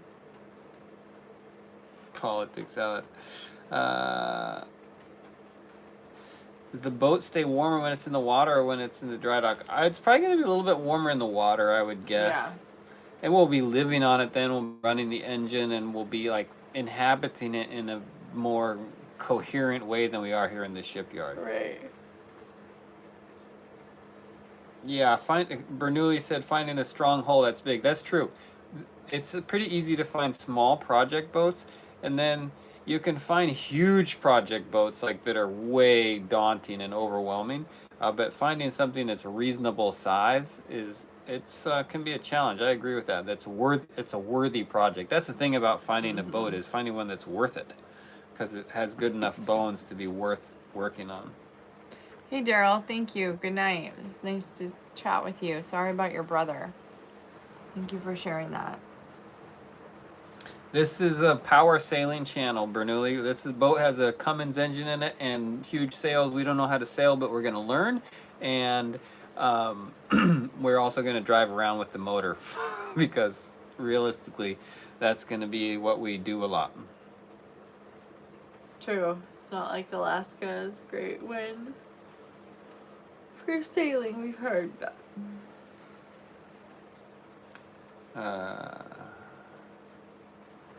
Captain Ron. I don't know that I've ever heard about that movie other than you talking about it. I think I watched it. I think it's somewhat crazy. Bernoulli, thanks for Humor subscribing. thing. Yeah, good to see you. Stan, I've been to Kaktovik, so I must be from Alaska. I've been there a few times taking photos. So, Chuck Norris? I look like Chuck Norris? Seriously? No. I bet he's got better teeth than me. Look at this.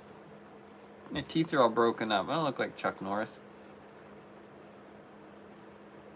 I'm from Florida. I don't ever want to go to Alaska even, but I'm mad respect. Bernoulli, Alaskans go to Florida to die. Uh-huh. I don't My know uncle lives in Florida. I don't know what that means, today. but a lot of Alaskans go there to kind of retire or whatever. On our sailing voyages, we just let it rip down. Well, I don't know what you mean. Super Dad. What does that even mean? What is Super Dad? Sell shares to investors for future Alaskan coastline tour pre-orders. That's a funny idea.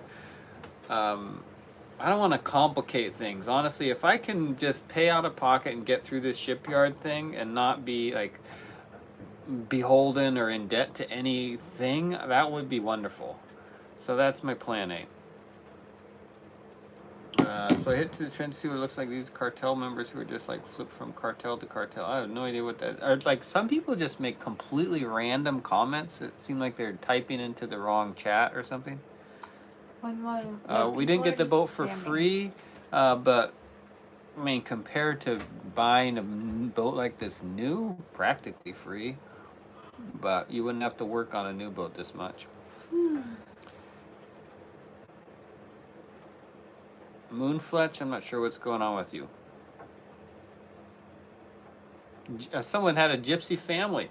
That's funny. I don't really know much about the, what would you say, like the cultural or the culture of gypsies. This boat is called the Alaskan Gypsy because it's based on a design by Thomas Colvin for the guy who designed this boat called this design the Gypsy, and this is the Alaskan version of the Gypsy. So it's a fun name too.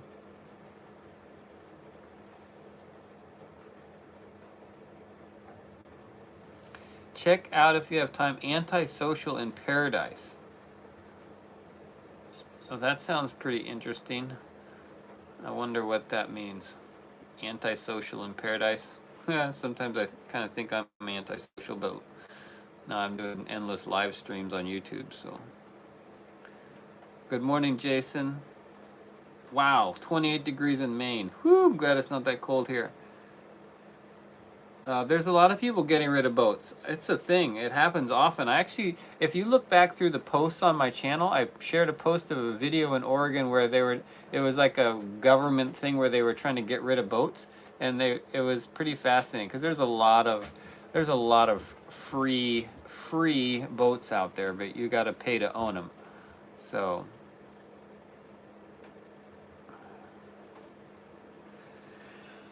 Oh my gosh. Hang on, can you scroll back down for a sec?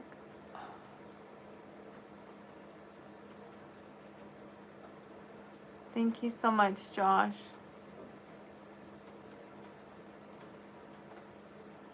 Hello from Myanmar, far out.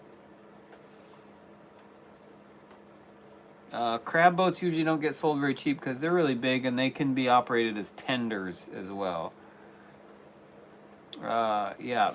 People do pay to dispose of boats. That's a real thing. And then the cities often impound boats and then auction them off or pay to have them destroyed.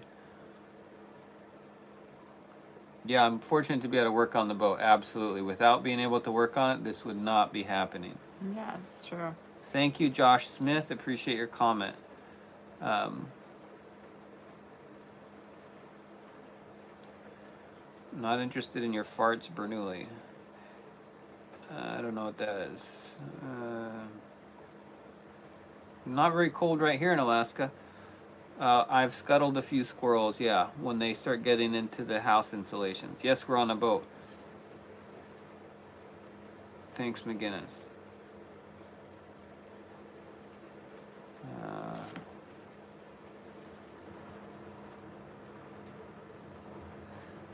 You have rights, cops have duties. Man, you really want us to somehow receive donations. It seems like that's your mission. Well, honestly, we're receiving donations here tonight, and we're not opposed to it at all. People sent us a gift card to the local grocery store, and people are giving money on this thing, and I don't know. I mean, I'm open to receiving, but not trying to stop people, but I also just am pretty focused on doing my work and growing the YouTube channel, and that's really where the energy and attention is going. Yeah, we're on a boat in the shipyard, though. It's not in the ocean. It's 2:40 a.m. right now. Really late. Motor sailing is the best way, yeah, I think.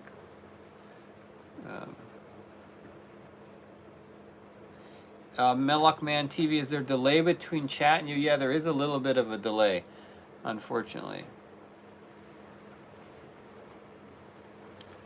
Whoa. Bro is mad chill. What's your itinerary? Is a sailor. He is the Samoan Islands now, streaming from there. Hey Eddie, if you know this antisocial in paradise guy, feel free to share our channel with him if he wants to reach out, if he's ever thinking about coming to Alaska or anything. Maybe when things mellow out for us a little bit, I'm not working in the shipyard so much, I'll start reaching out to people more, but kind of for right now, I'm kind of just swallowed up in my own projects and then this YouTube thing and trying to get the boat ready, so.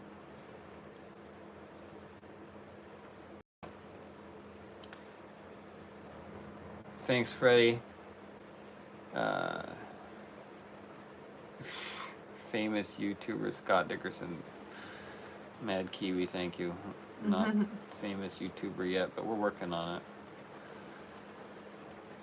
We didn't get the boat free. No, but we got it for... I don't know. It's like if you get a big project, imagine you got a house that has a rotten foundation in it. Like, is it free? No, you have to immediately fix the foundation or you can't live in it. So that's what this boat is like. Did we get it for free? No, we paid for it. And now we're paying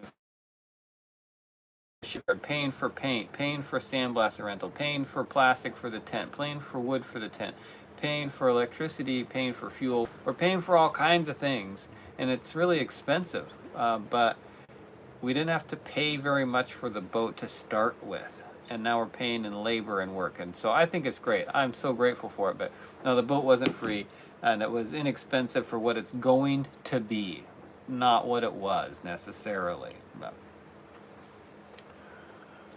no, we're not on the water currently. Why does this chat keep jumping around on me? It doesn't actually change too much. Okay. Are you guys on the water? No, we're looking to be soon. 42 feet, 85 feet. 65 degrees Fahrenheit. Can you swim? Yeah, we can swim. We love being in the water.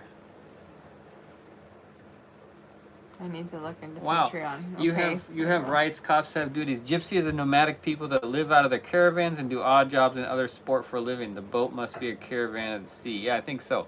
We kind of do odd jobs for a living, so it's kind of funny actually. Yeah, we are gypsy. We admire the Viking culture because they're creative, industrious, adventurous, explorers, and then so we had this kind of thing. I had a business called Alaskan Viking Company, where I did dirt work and land development and built furniture and sawmilling and stuff.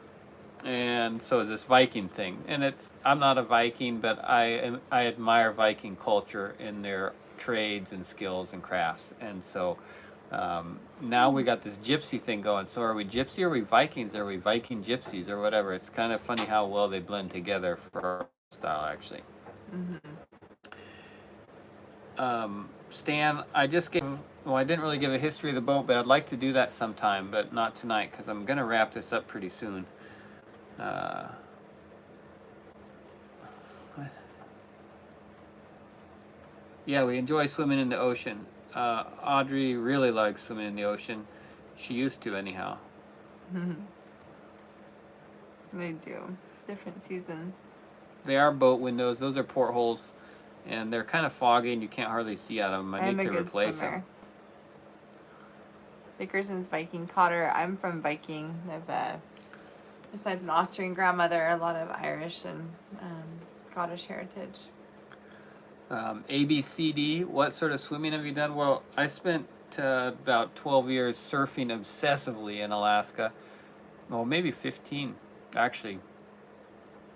20. 25 years, I guess. So lots of surfing.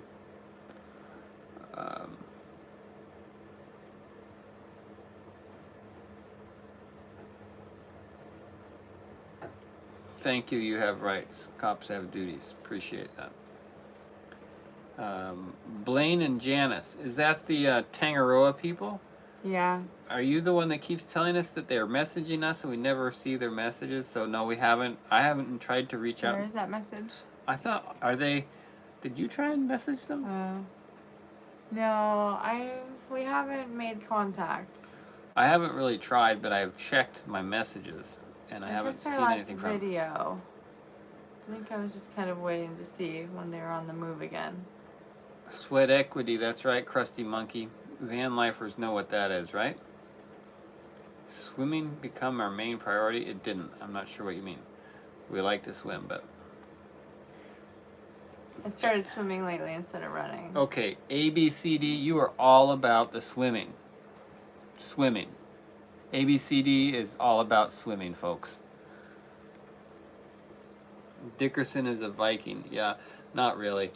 I just think the Vikings did it all. Oh, you know, do? they made boats. They did things with metal. They infused art into their buildings, into their boats. I just really respect the sort of integration of art and function and adventurous. Like, go to a new place, figure out how to live there, and work with the environment. To me, that's what Viking culture was so successful at, and it's in the northern latitude, and it has to do with the ocean, and so that's about as deep as it is for me. But everything I read about Viking culture, I think, yeah, man, that's pretty awesome. Not about the like killing women and children and stealing all of their people's stuff. I think that's a pretty small part of their true history, but more the exploration and old world skills. I'll leave it at that. I have Janice on Facebook, Audrey. Well, Thank you. you have my email. I try and look at every email. Yeah. Well, so. And you can find me on Facebook too, Audrey Cotter. The profile pic of my account, because Facebook is so annoying. I've been hacked so many times. It's so crazy. But the active account is a photo of Scott and I in my profile pic. You have rights, cops have duties. Man, can you get like a shorter username so I can refer to you easier? Or do you just want me to keep saying that over and over? But that's quite the story about the Viking heritage. I'm not aware of any Viking heritage on my side, so I'm not trying to appropriate the Viking culture, so don't call me the pronoun or something. I'm not trying to step on anybody's toes. I just admire it. Yeah. I'm not a Viking, really. I mean, I guess I'm kind of like my own Viking in my own way, but not of lineage or whatever.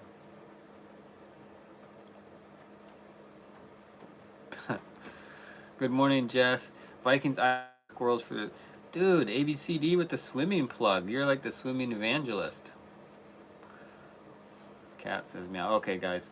I'm going to wrap this up. It's 2:50 in the morning. Thanks for subbing. It's getting Mainly cold off and wet. grid. Yeah, we're going Thanks for to all of you. end this madness. It's been so cool. It's kind of funny, you know, this live stream, we sat at about like 40 to 70 viewers, kind of steady the entire time. So... But somehow, like, It's interesting. Like a lot of you have subbed and people have come and gone, and we just appreciate you guys.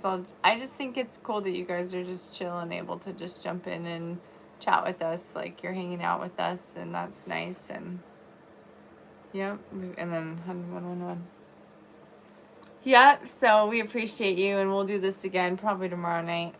I go to Anchorage the next day, so tomorrow night will be my last hurrah with you for a few days. I wish we could do audio lives. Then I could put on my headphones. And I could be working on the boat. Yeah. How would that work? Yeah, We might figure it out where I could jump in live with you. If you aren't even here. Oh.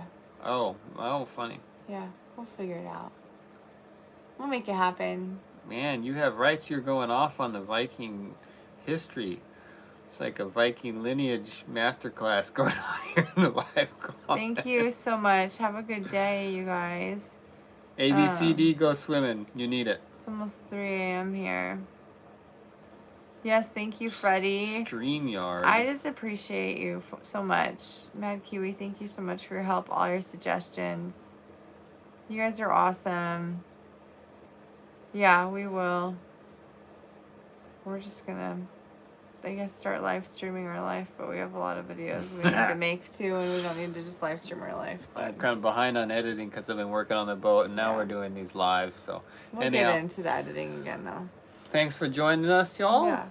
Good It's night. a fun way to spend the evening. I didn't get any work done on the boat, but now I got to decide whether I go to sleep and wake up at a reasonable hour or if I go to work again right now. I'm going to go inspect the things and make sure the wind hasn't damaged my tent and make sure my tools aren't getting wet and stuff. But probably should go to sleep, although I'm all energized, so I don't know what I'll do. But thank you for joining us. Thanks for commenting, engaging, for subscribing. Good night. You guys are awesome. Good night, everybody. Now, how do I leave? Where are we Thanks, live at? Freddie. Up here on the phone. Phone's not even Night-night. dead. Good night.